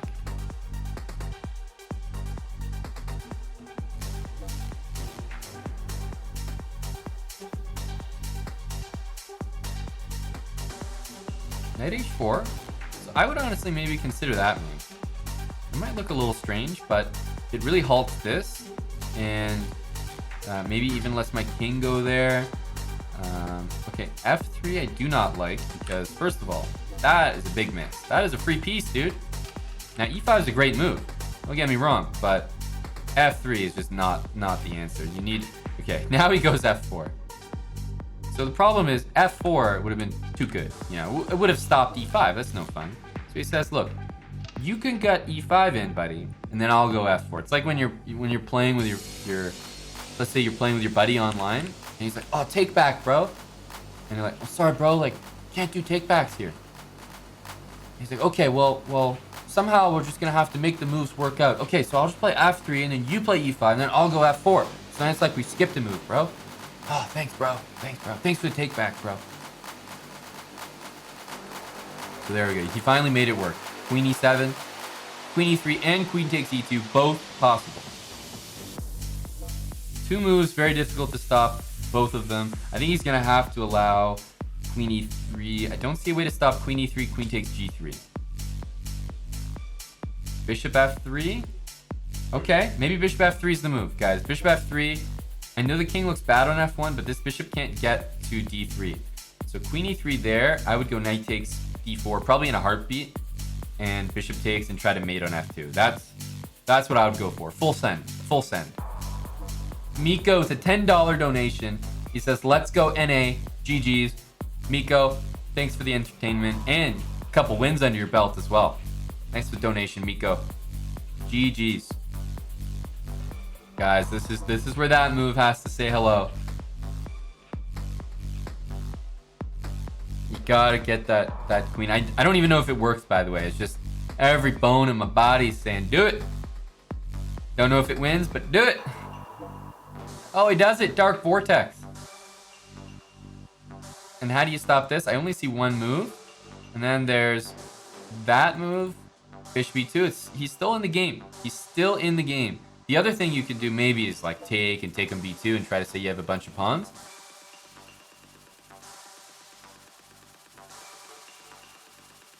Okay, so there's bishop takes here, which hits knight and then threatens this. I think that's probably the best move.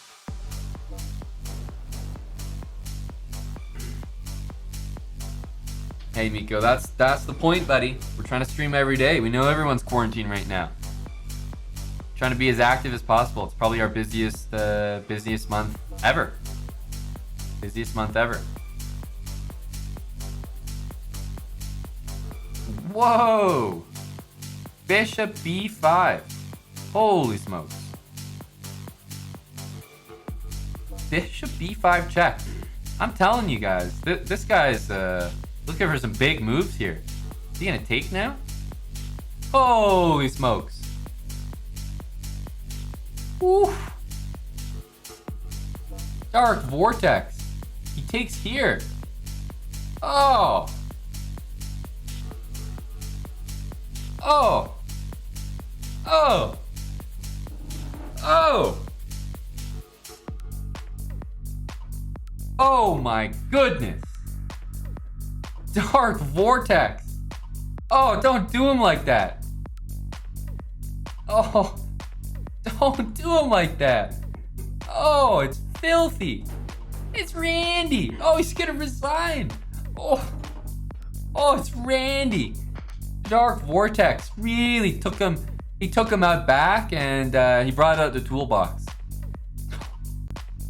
Oh, that was rough. Just Randy. That was just disgusting. That was a massacre. Bishop b5 check. Oof.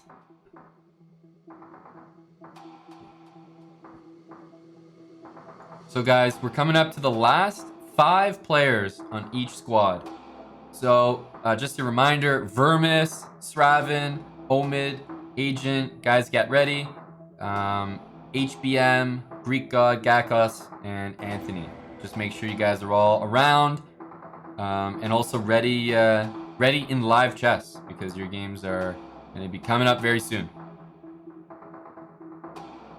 Okay, and while I was saying all that, Dark Vortex just swapped the king and queen. He hit him with that. He hit them folks with the queen d2, king d1, queen e2, queen e1.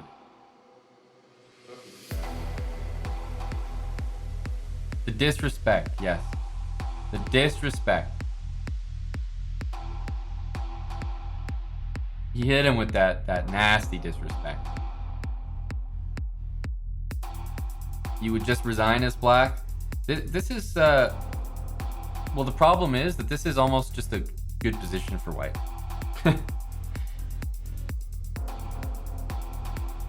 This is like a French, basically. And that's h5. Yeah, it's just a French.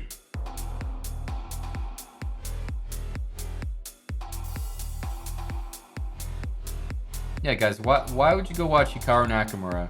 You know, one of the strongest American players, best internet speed chess players of all time. Why would you go watch him play this opening when you could watch Dark Vortex 007 play the exact same thing? And Dark Vortex doesn't even have an avatar. I mean, I'm not trying to sell you guys on it, but we got Dark Vortex over here. I mean, come on. Dark Vortex. Maybe h4, bishop h3. There is no sense of balance and joy and peacefulness. Maybe h3. Okay, h4, sure. People are trying to find. Maybe king e2, queen e1, king e1. You know, recycle the pieces.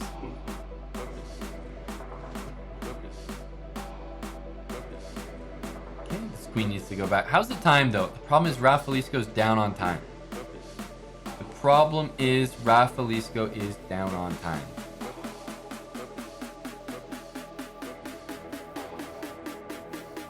Okay, I like this move. Finally, some aggression. I think black needs to play c4. Unfortunately, g4, g5 is also a fairly good move, and b4 is probably the worst move that you could play without hanging a piece. That is definitely the single worst pawn move that was available. b4, because after b3, you've got nothing. You've got nothing. There's no threats. Everything is closed down. It gets really tough. Fishing for H2, thanks for the 18 months. King E2 plays.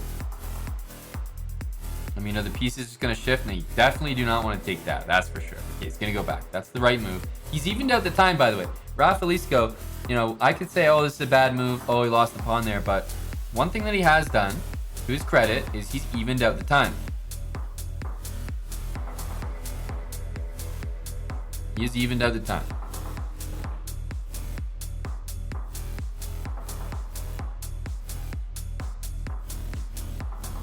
Okay, knight d8. He's actually up on time now. Definitely gotta say the speed has been very good. h5. This is a nice move. But guys, the speed, you gotta say Rafalisco, he stepped it up here big time. He's worse here, but I love the way he's playing. Quick. He's playing quick.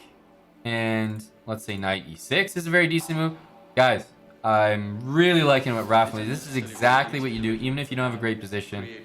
He's coming up with some moves here. Okay, rook f6. Sure, I can respect it. b3. Okay, he didn't want that move to happen. He's overprotecting the pawn. I love to see that, guys. He's playing very, very well, Rafalisco. Now, of course, Dark Vortex also has great position too, but he's always had a great position. Rafalisco's has improved. It's improved. Okay, so white's probably going to get this in. Okay, he wants to get rook there, rook on g1. g5, I'm not so sure about that, but it's okay. It's okay. It's just that knight f5 is such a strong square.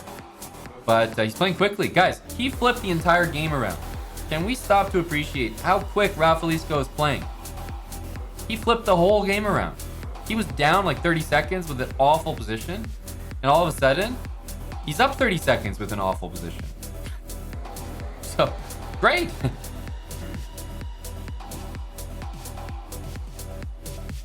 Queen f5. Rook takes g4, sure. I mean, it's not pretty. Takes maybe queen f7. Otherwise, you gotta take. With 21 seconds, does he have enough time? Can Dark Vortex win this game, guys? What do you think? 20 seconds. So, 15 seconds up for Rafalisco. But, knight h5, okay. Ooh, black doesn't have many moves here. 16 seconds. King h7 is good. There's bishop takes h6 here. Oh, he took. The knight's gonna have a square to jump to, guys. Maybe knight e6 and catch him with a pre-move. Oh, he's going up the board here. Ooh, this might not work out for Rafalisco. He could get a stalemate. Knight g1. Oof, there was stalemate potential. Rook f4 is a serious move, by the way. Ooh, he should have played king e3. Gone for the stalemate. He should have played king e3, guys. You always gotta look out for those tricky stalemates. I think that one would have worked. I think that one would have worked. Oh, and he resigns. Rafalisco, very principled. Very principled. Dark Vortex. comes away with the victory. I thought Dark Vortex was going to get flipped there. Rafalisco was playing well. All right. HBM against Dark Vortex, the no avatar bras. Run the table, Dark Vortex, says Toucan San.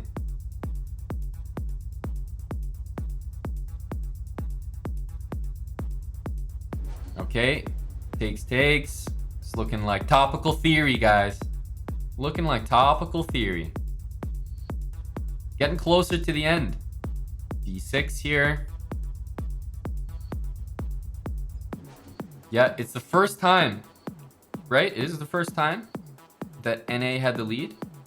Today, I think so. First time that NA had the lead. Wow.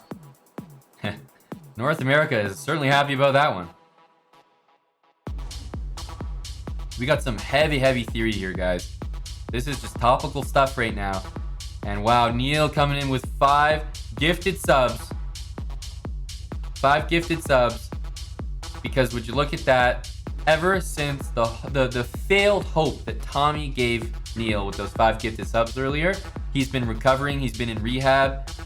Finally, the North American squad has the lead again. And it means that Neil can celebrate. Finally, good things happening for the NA roster once again. We're prospering.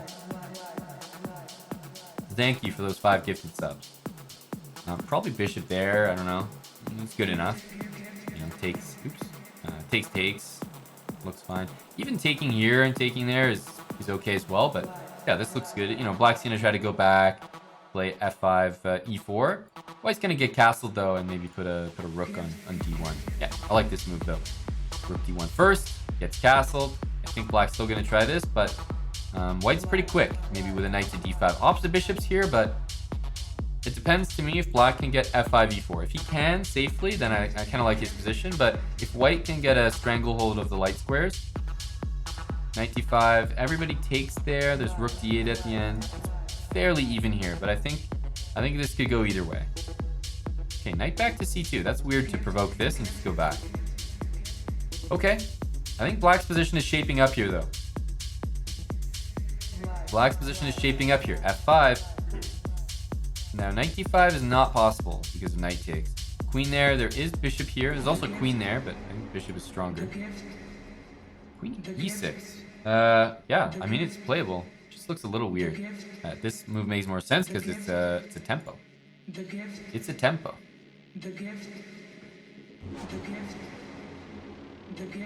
Discord notification comes from Discord, my friend Ione.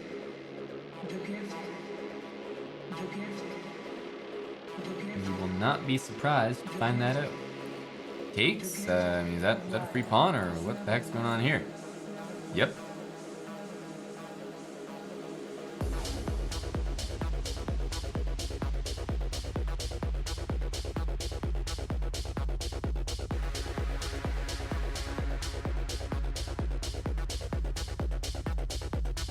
Okay.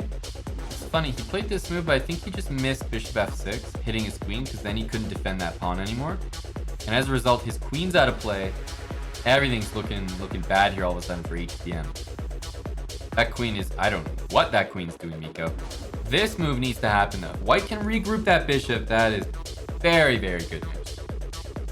The other thing is f4 is not possible. I just have this feeling that he may consider a move like f4 at some point. Okay.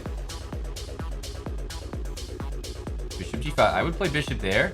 Not only does it hit the pawn, which is a huge threat, but it also threatens queen g2. Bishop f1 is a very important move. It needs to be played. You really need to play that move.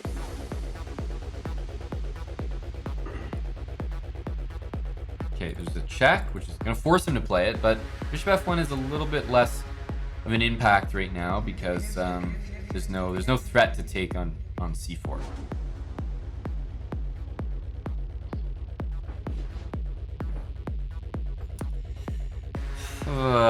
Rook c3 is not possible. It's hard to make a threat.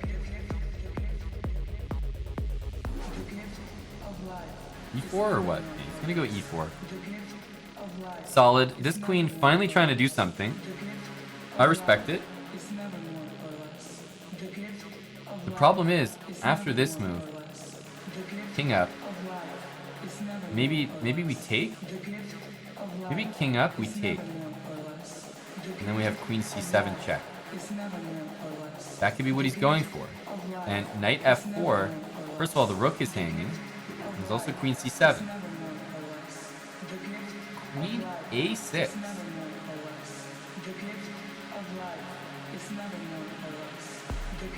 Queen a6. So probably king g2. Queen a6. Okay. King g2, there's knight f4. c4, that looks like a fairly decent move. Unfortunately, after queen takes, I don't think it changes anything. And here, I guess you could go back, try to get a check, but it doesn't look like it's helping. Doesn't look like it's helping.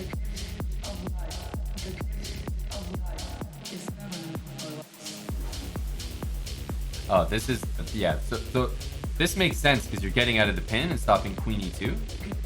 But unfortunately, there's a few reasons why that's not going to work.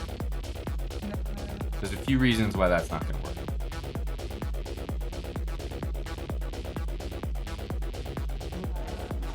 And unfortunately, white does not have a return check to win the queen back.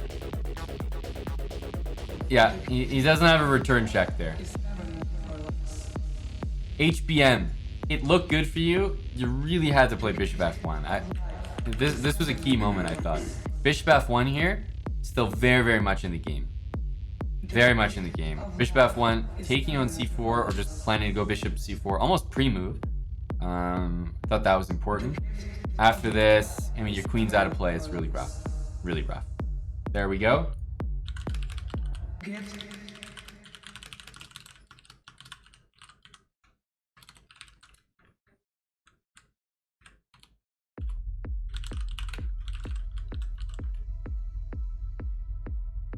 Greek God. Let me add him to the roster here. Greek God Jim 333333. Okay, just making sure. I was just double checking because Greek God, I recognize that name, but Jim 333333, I do not. Okay, yes, Greek God X. Yes, Greek God X playing chess. Here he is from Greece. Here we go. Who would have thought? Okay, I missed the opening there. Well, can't say I'm terribly impressed with black's position. There's going to be like a quick bishop there, castles. You know, it's just it just feels like a nice way to play. Nice way to play. Just quick development. Quick development. Yeah, because you can take this with the queen and knight c6. You're not actually like bishop e5 here, I think. Knight c6, you're not actually kicking the queen out because you have so much control.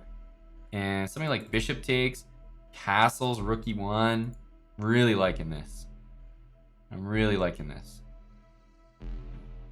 I think pawn takes and c5 is the way you gotta play. Bishop takes is I don't like this one as much. Ooh, I'm not sure. Maybe that's a good move. I thought, okay, he's just trading everything. Castles, rook e1.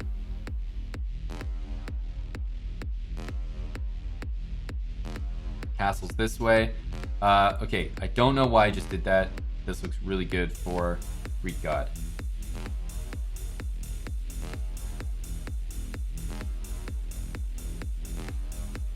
Right? Because previously, actually both of these pawns just appeared in the center. Previously, position looked like this. Right? White had all the control and then just liquidated.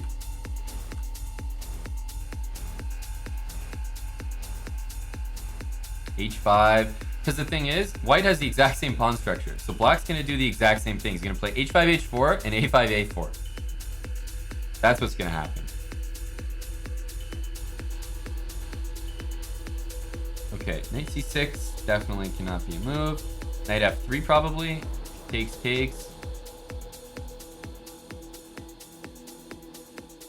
Time's about even as well.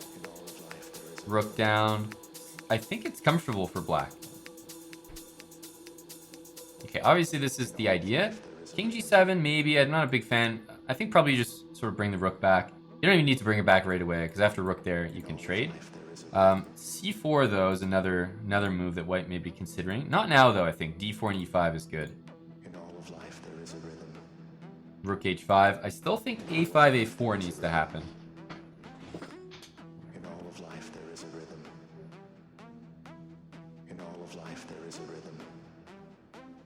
A4? This double rook's on the H file. I'm wondering where the actual threats are. Maybe he goes here now. Tries to get back into the action. C4, I think you can take. I'm not a big fan of that. Gives a square, and yeah, so he's gonna sort of bring the rook back into the action.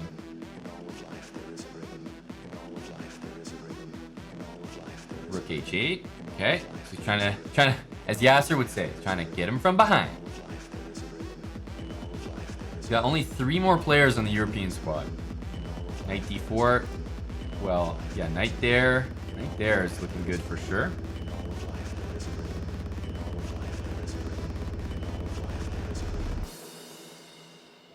Takes. Rook there and rook there both make a very good impression.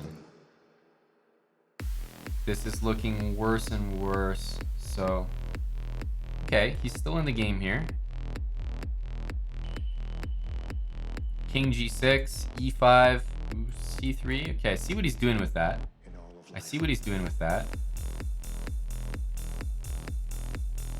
It's a minute apiece.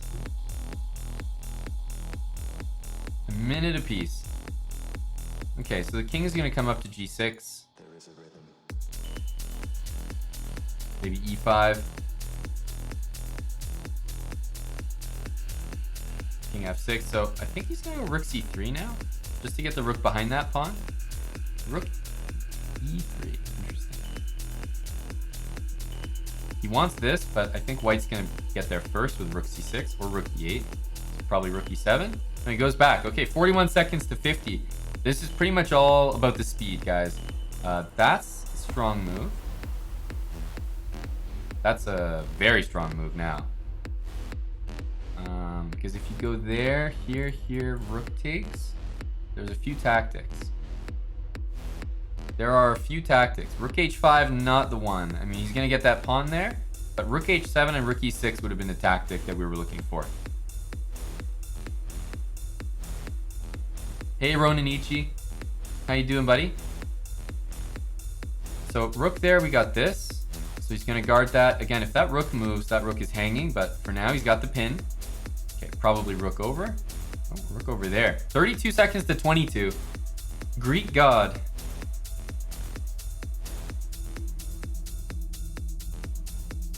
He's got a pawn here. White has 2 connected pass pawns. It should be winning for white, but it just comes down to nerves.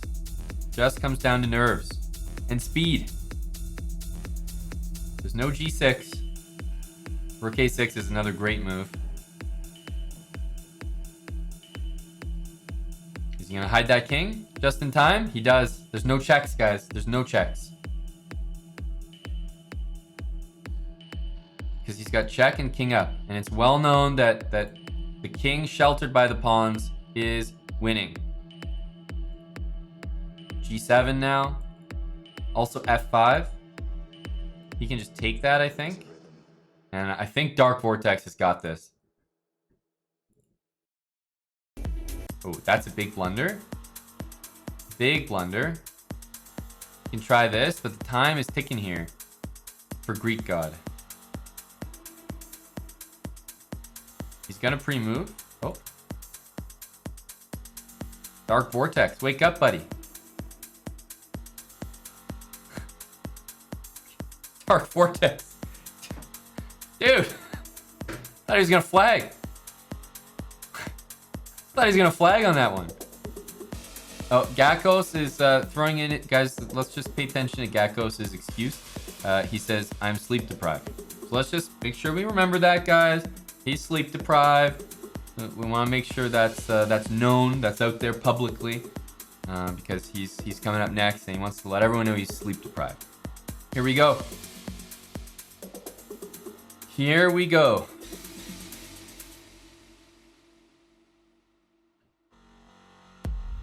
Gakkos. Sleep deprived Gakkos.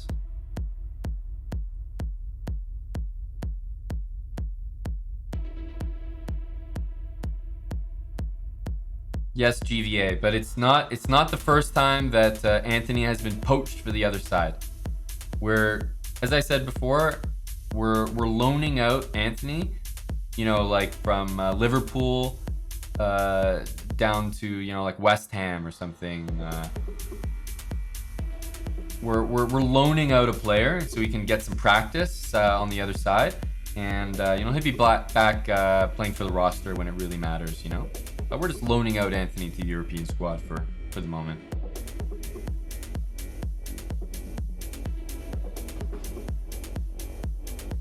Okay, meanwhile, what the heck happened here? Grunfeld.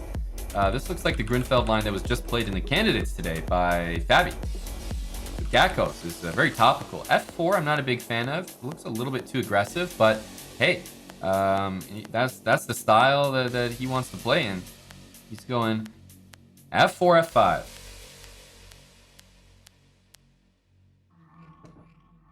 And Anthony's in the chat. He says, come on, dude, flagging. Because Anthony, he doesn't want to have to play this guy. You know what I mean? He's looking for Gakkos to do all the work.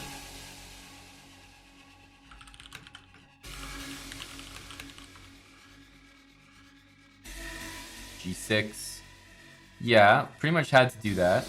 Bishop F4, I like. Takes. Okay, he's stopping that. Maybe Queen B7, like takes, Queen B7, something like that. Or Queen B7 right away, maybe. The reason I like that is because it hits the pawn twice. And the only way to defend it would be knight G3, which drops D4, or E5. And I thought that after knight there would be good. Sure, yeah, we can flip the board. Forgot to flip it. Isn't Agent JL normally higher rated? Yeah, man. He's been dropping some rating. Okay, and what happens here? Because takes there. There's a few queen moves that guard this pawn.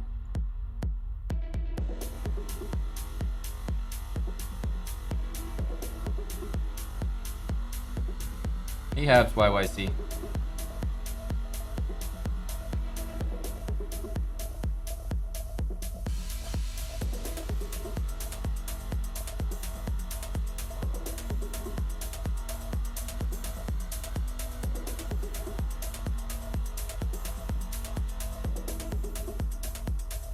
Bishop E3.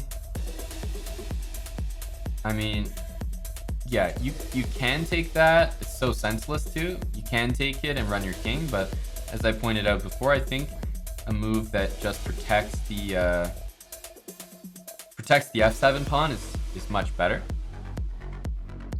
A5. Okay, I mean, there's this. There's also just bishop takes E5, which looks incredibly strong.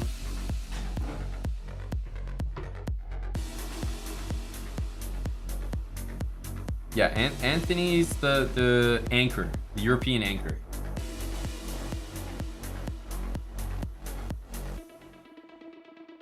He's the last guy, the last chain of command. Yeah, the connection, high lag. Oh, I think he's back. Some lag. From high lag to some lag. Yeah. Some lag, boys.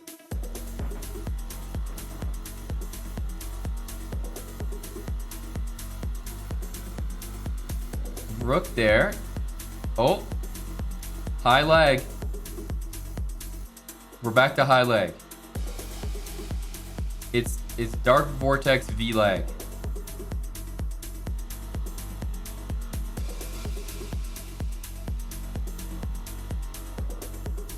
Why isn't Gakkos moving? Just do something. Anything. Yeah, oh, he does it. Rookie too. I don't think you need to do anything too special there. Just need to make a move.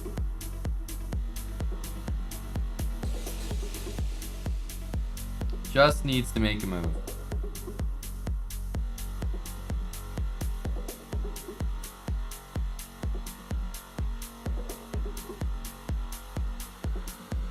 He's waiting for me to draw the arrows. Yeah. Why not rook e2? Rook e2. f6. Yeah. This bishop d4 takes does not work. Oh, that works. Bishop takes h2, guys. That's some serious stuff from Dark Vortex there. Some serious stuff from Dark Vortex. Yeah, some real high quality stuff. Hey, Rafalski, you're still here. It's nice to see people who've lost earlier still in the tournament. Takes, queen there.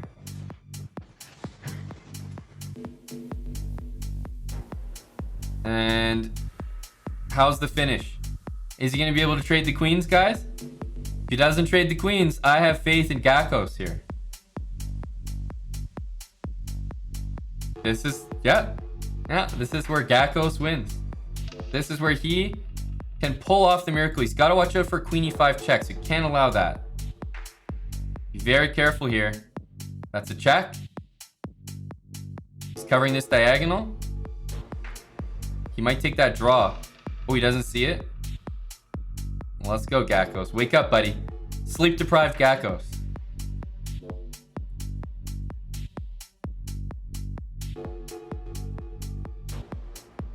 Yeah, maybe g3 even. That's a nice check. That's a nice check. There we go.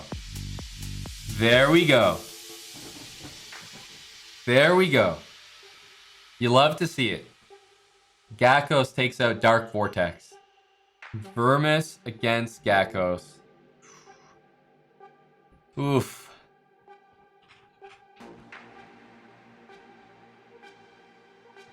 Let's switch over to Gakos here.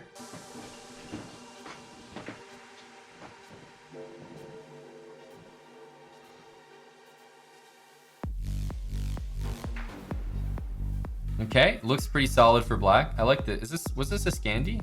Looks like one of those Scandi. Yeah, I like this line. I like this line for black.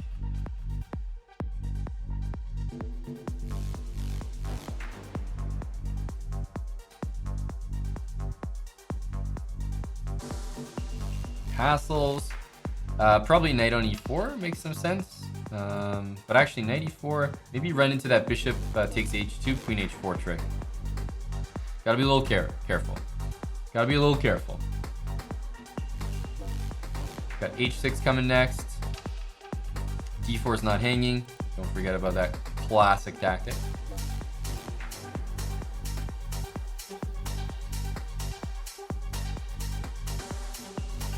It's 4 people left for NA, 2 people left for Europe. Oof. Did he just blunder that? Did he just blunder that bishop? Looks like he did. I didn't even catch it. But queen d5 is unstoppable. That's full piece blunder. Yeah, Gakos. There we go.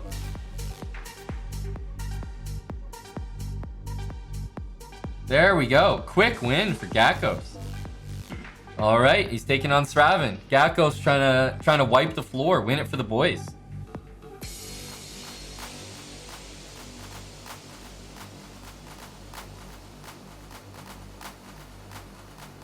Sleep-deprived Gakos.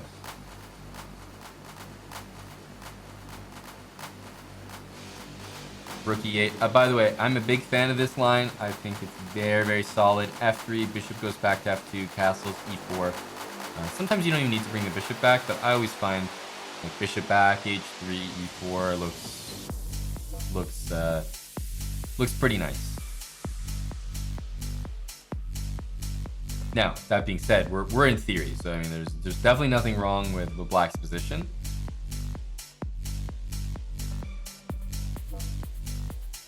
Bishop f2. I mean, taking is good as well, followed by e4. Yeah, that's also a good move. Yep. There we go. I think white is just clearly better here. Takes. We got the open file. We got the center here. There's a few ways to play. King h1 is never a bad move. Rook d or e1 is never a bad move. Bishop c4 can sometimes be really, really strong. Just tuck that bishop back and hit the f7 pawn. And then the other way to play is the way that he's done. E5 and get that knight into d6.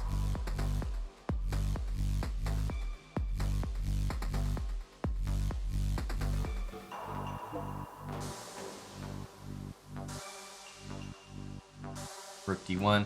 Yeah, the one thing in white's position to overprotect is always the d-pawn. I don't like the move rook d1 though, because I think he should have rushed that knight into d6. Because now if he does it, there is knight takes d4. And I think this knight wants to be on that square. So bishop c4 I like. Maybe a3, bishop a2. You can either bring it to b1 or just leave it pressuring f7.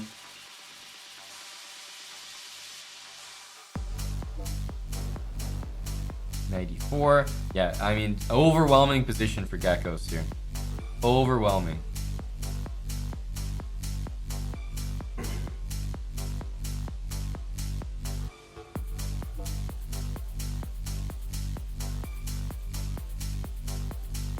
This is a very good sack by Straven, by the way. He's not necessarily doing well because of it, but he's doing better than if the knight stayed on d6.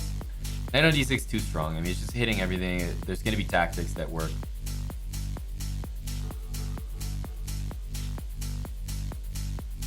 Okay, bishop back. So now if we take, then Straven's actually, he's going to come out of this probably, I think he's going to come out of this alive. E5 or something. Rook Rick, says Tommy Fukinshelby. You're looking for a rook to slide over there, Tommy?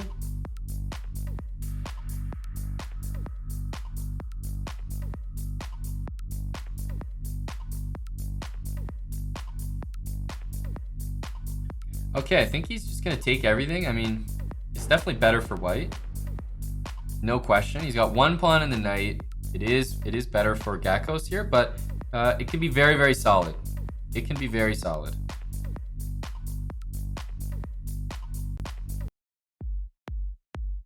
H3 or something? I don't know. G3 is always not the move you want to play because it's so open. It leaves the entire second rank open. The king has no shelter.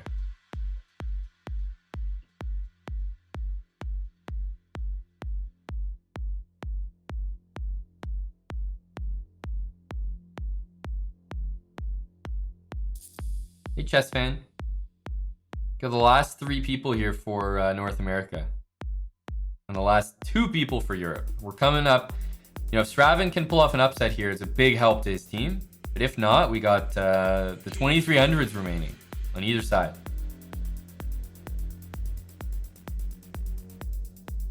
Straven's a quick player, though. He's up some time here. It's very important. Geckos is up material, but Straven's got the time edge. He's got the time edge, and he's got the knight. Knight g5 I don't like, because I thought he should have played rook d8. Get that trade in. All the trades help you win the game faster.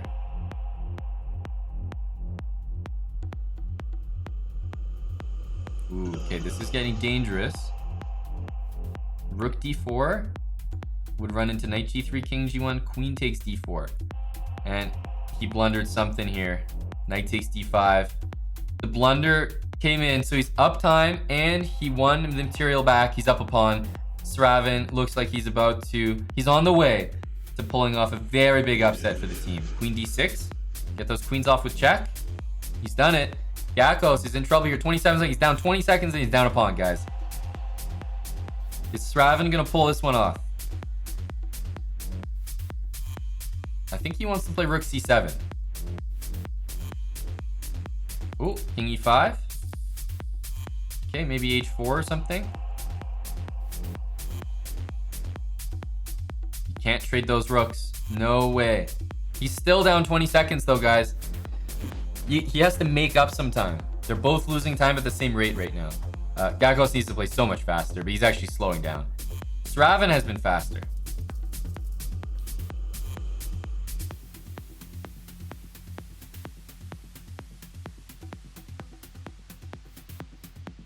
And he's going to take that W, guys.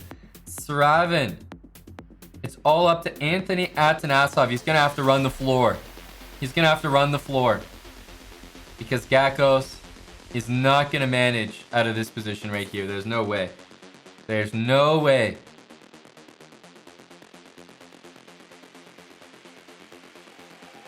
King c5 is the easiest. Mate on the board. Sravan takes out Gakos, and it's on to the last guy for the European squad. It's Anthony. Is he going to run the floor? Here we go. We're going to take a look from Anthony's perspective because he's in a must-win situation.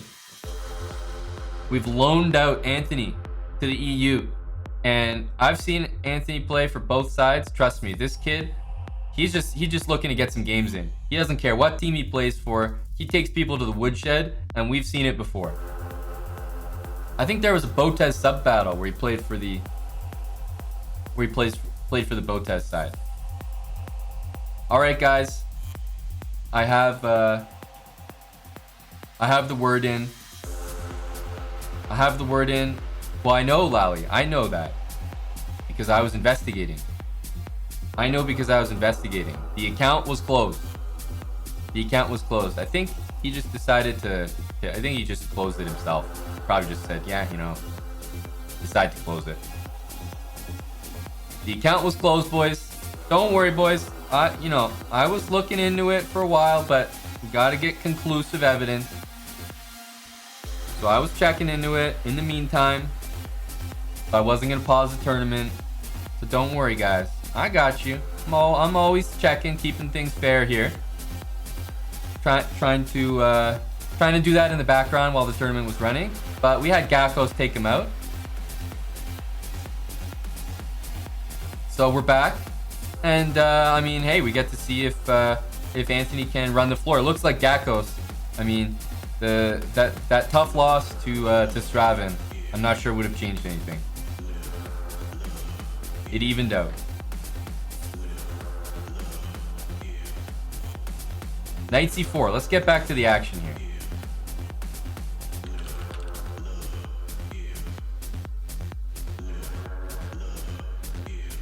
Well, the bishop e5 was rough, Manor Monkey, but you know, everyone has their one game. It was a few of the other things that I think for me personally, but that was a crazy game. What evened out? I was saying that it didn't really matter because Gakos lost to the guy after Dark Vortex.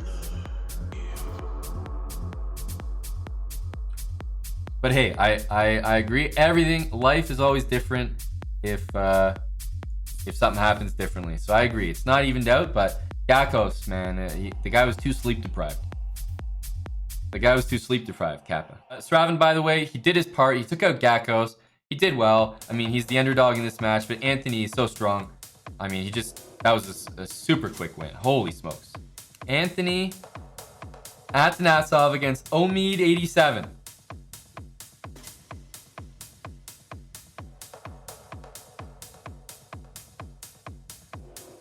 Anthony Atanasov is an FM, and Omid Malik is the FM killer, ain't nobody rilla. So I'm not actually sure who is favorite here. And Anthony Atanasov is playing the London system exactly the way I recommend it.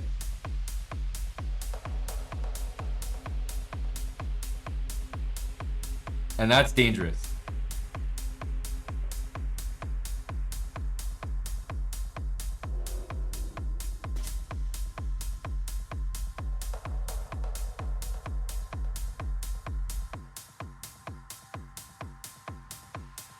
Hey, Johnny. Oh, Johnny and Tommy are really cheering for Omizi here. Anthony goes with knight there. Okay, so that's a sacrifice, right? You gotta remember that that c4. Technically, that's a sacrifice there. There's that pawn hanging. So technically, here I would have played g3, because then after c5, just c3, and you can get this move later. Also, after c5, you can take that, no problem. Take and castle. Very solid. But this, it's a sacrifice. It's still fine for Anthony, but it's not the way I think is best to play it. But playing that move and not playing queen b4 is frankly crazy. I don't know why Omid didn't just take that pawn. Oh, no. This is not... Probably just castle here. This is not what I thought he was going to do. Because also in that position, he had f6 to at least win the f4 pawn. So a lot of things missed by Omid there. A lot of things missed. There was one pawn here and another pawn there. And it's still there after f6, by the way. Actually, sorry. f6 now. There's knight takes c4. So, yeah, there's knight takes c4 here. I think that was the whole point of queen c2, to hit that knight. Although knight c4, there is queen f4. So maybe he still should have played f6. But things are being missed left, right, and center here. Bishop takes c4. Probably the better way to do it to not drop this pawn. Yeah, I mean, knight takes f2 can be played. Yes. Okay, at the very least, queen takes and knight takes there is pretty good. That's already up material. f6 now, there's knight takes d7, so it's not anything special. Yeah, so down a pawn here. Down a pawn, probably knight back to e5. Definitely not a good take in knight e5. That looks pretty convincing. c4, okay, also good. Maybe rook d1.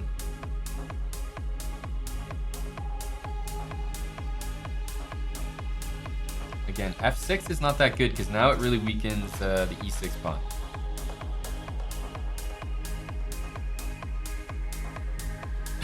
Alvaro says, good night, Omid. He's bidding him farewell. He's saying, good night. Send that kid to bed. Okay, queen b6. He's trying to just get the rook over, but this pawn's very well defended. Maybe like b3, something super solid here. Queen b3 looking for trades. Can't blame him for that.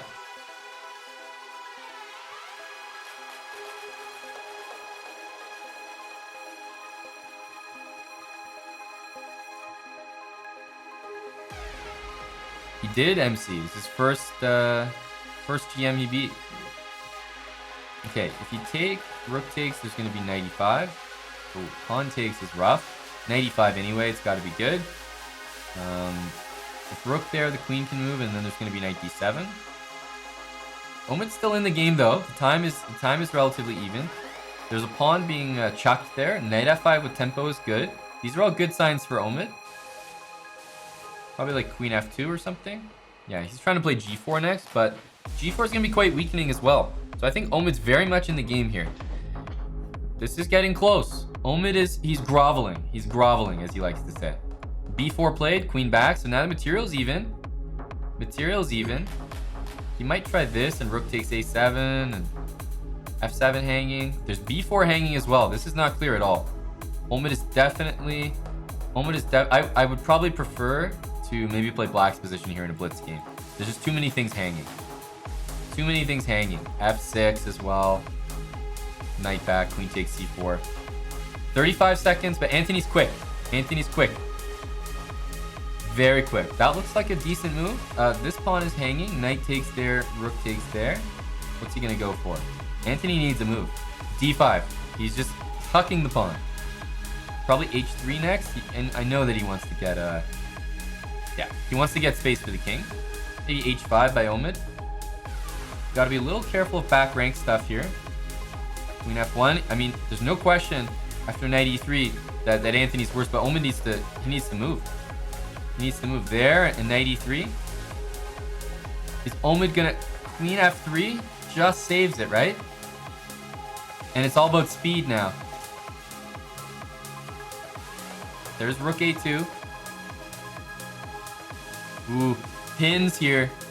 And knight on e5, knight d3. Omid needs to pick up that speed, baby. Rook takes c2. Ooh, I don't know about rook takes c2. That was not necessary by Anthony. Omid's getting the speed going. Oh, but Anthony's so fast. Anthony's so fast. Can Omid get rid of those pawns? Get rid of those pawns, dude. Oh no, Omid can't get rid of the pawns. Anthony comes away with the victory. Whew, you cannot get Anthony on time. That was so close. Oh my goodness. You know, the pressure. Knight e3 was there. Because knight e3 right now is much better, I think, because you just take that pawn. You know, Agent JL used to be the 12-year-old in the stream. But now he's all grown up. He's like 15 or something now. Maybe he's even 16, God forbid. Agent JL used to be the young buck in the chat. But now we got the new kid here. We got Anthony as the resident 12-year-old. So this is a match. This is a match of the ages. This is it, guys, for all the marbles. We're gonna stay with Anthony's POV because he's winning. He won the last game. The two juniors. The chessbrah junior championship happening right now. North America against Europe. Knight e4 played. Are we gonna go for stuff like that? Okay, just knight to f6. a3. He doesn't want to deal with any of this stuff. Okay, probably castle. Pretty even so far.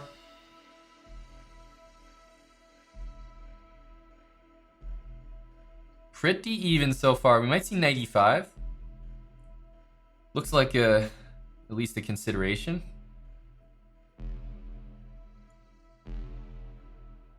I think I like knight e5.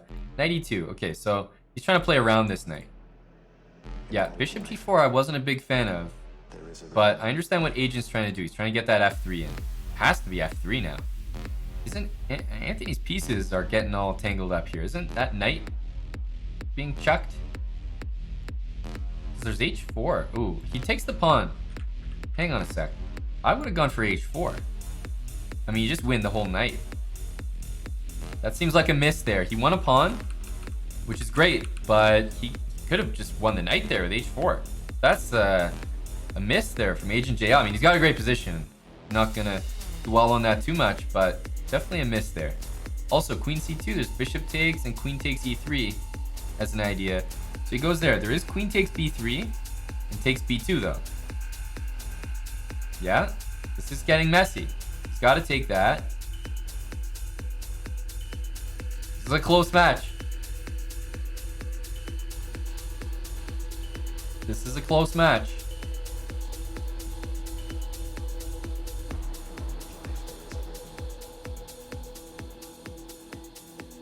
Knight d3, probably queen back. Yeah, he has to just get the heck out of there. He might go queen a7 though. You don't want to lose that pawn. No point in queen d8, rook b7. Agent JL's letting it slip a little bit. He's down 20 seconds. And the problem is Agent JL had a free piece. He had a free piece. In all of life, there is a rhythm. Rook d8. Pawn hanging. After d7, knight takes. I don't see the move. Knight takes f7 maybe, but no, probably knight takes d4 there among other things. Yeah, he might be trying it. Oh, d7, he just goes c5. Hey, that's a pretty good move too. I thought knight d7 was just fine. But c5. He's up almost a minute right now, guys. Look at that time. He's up almost a full minute. e3 hanging. I'm used to Agent JL putting people in time pressure, but my goodness. Anthony looking to bring it home. He's looking to wipe the floor with the last three players. 3-0 for Anthony. Oh, well, you can definitely take that. Take that. So what's the material here? He's up one pawn. Anthony's up one pawn, but most importantly, he's up 1 minute. That minute is worth a lot more than that pawn, that's for sure. Good pressure here by Agent. I really like the transition. Knight blockading on d3, pressure on b7, weak a pawn. So I really like what Agent JL did there. Probably the best outcome. Ooh, that's a blunder though. That's a huge blunder. Oh, Agent JL. He's gonna choke it out here, and Anthony is gonna take this home for EU. Rook c2. Maybe rook a8 and just push that guy. Yeah, he sees that. He sees that. Just a4, a3, a2.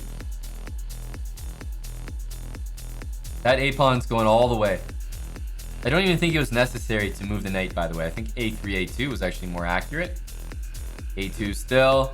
Rook a1, rook b2, and that rook is going there. Or it's being taken. Rook a1. Too accurate. Getting those rooks off. and he's up a minute and a rook. A minute and a rook, and Anthony is gonna absolutely clean house. Absolutely clean house here. That is checkmate. Resignation. And Agent JL goes down to Anthony. GG's in the chat.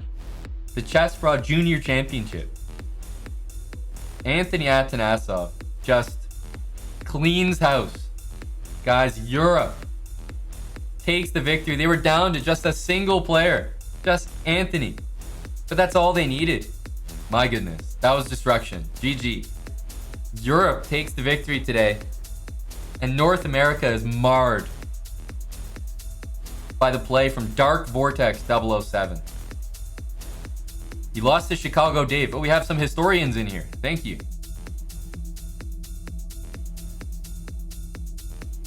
Europe takes the victory.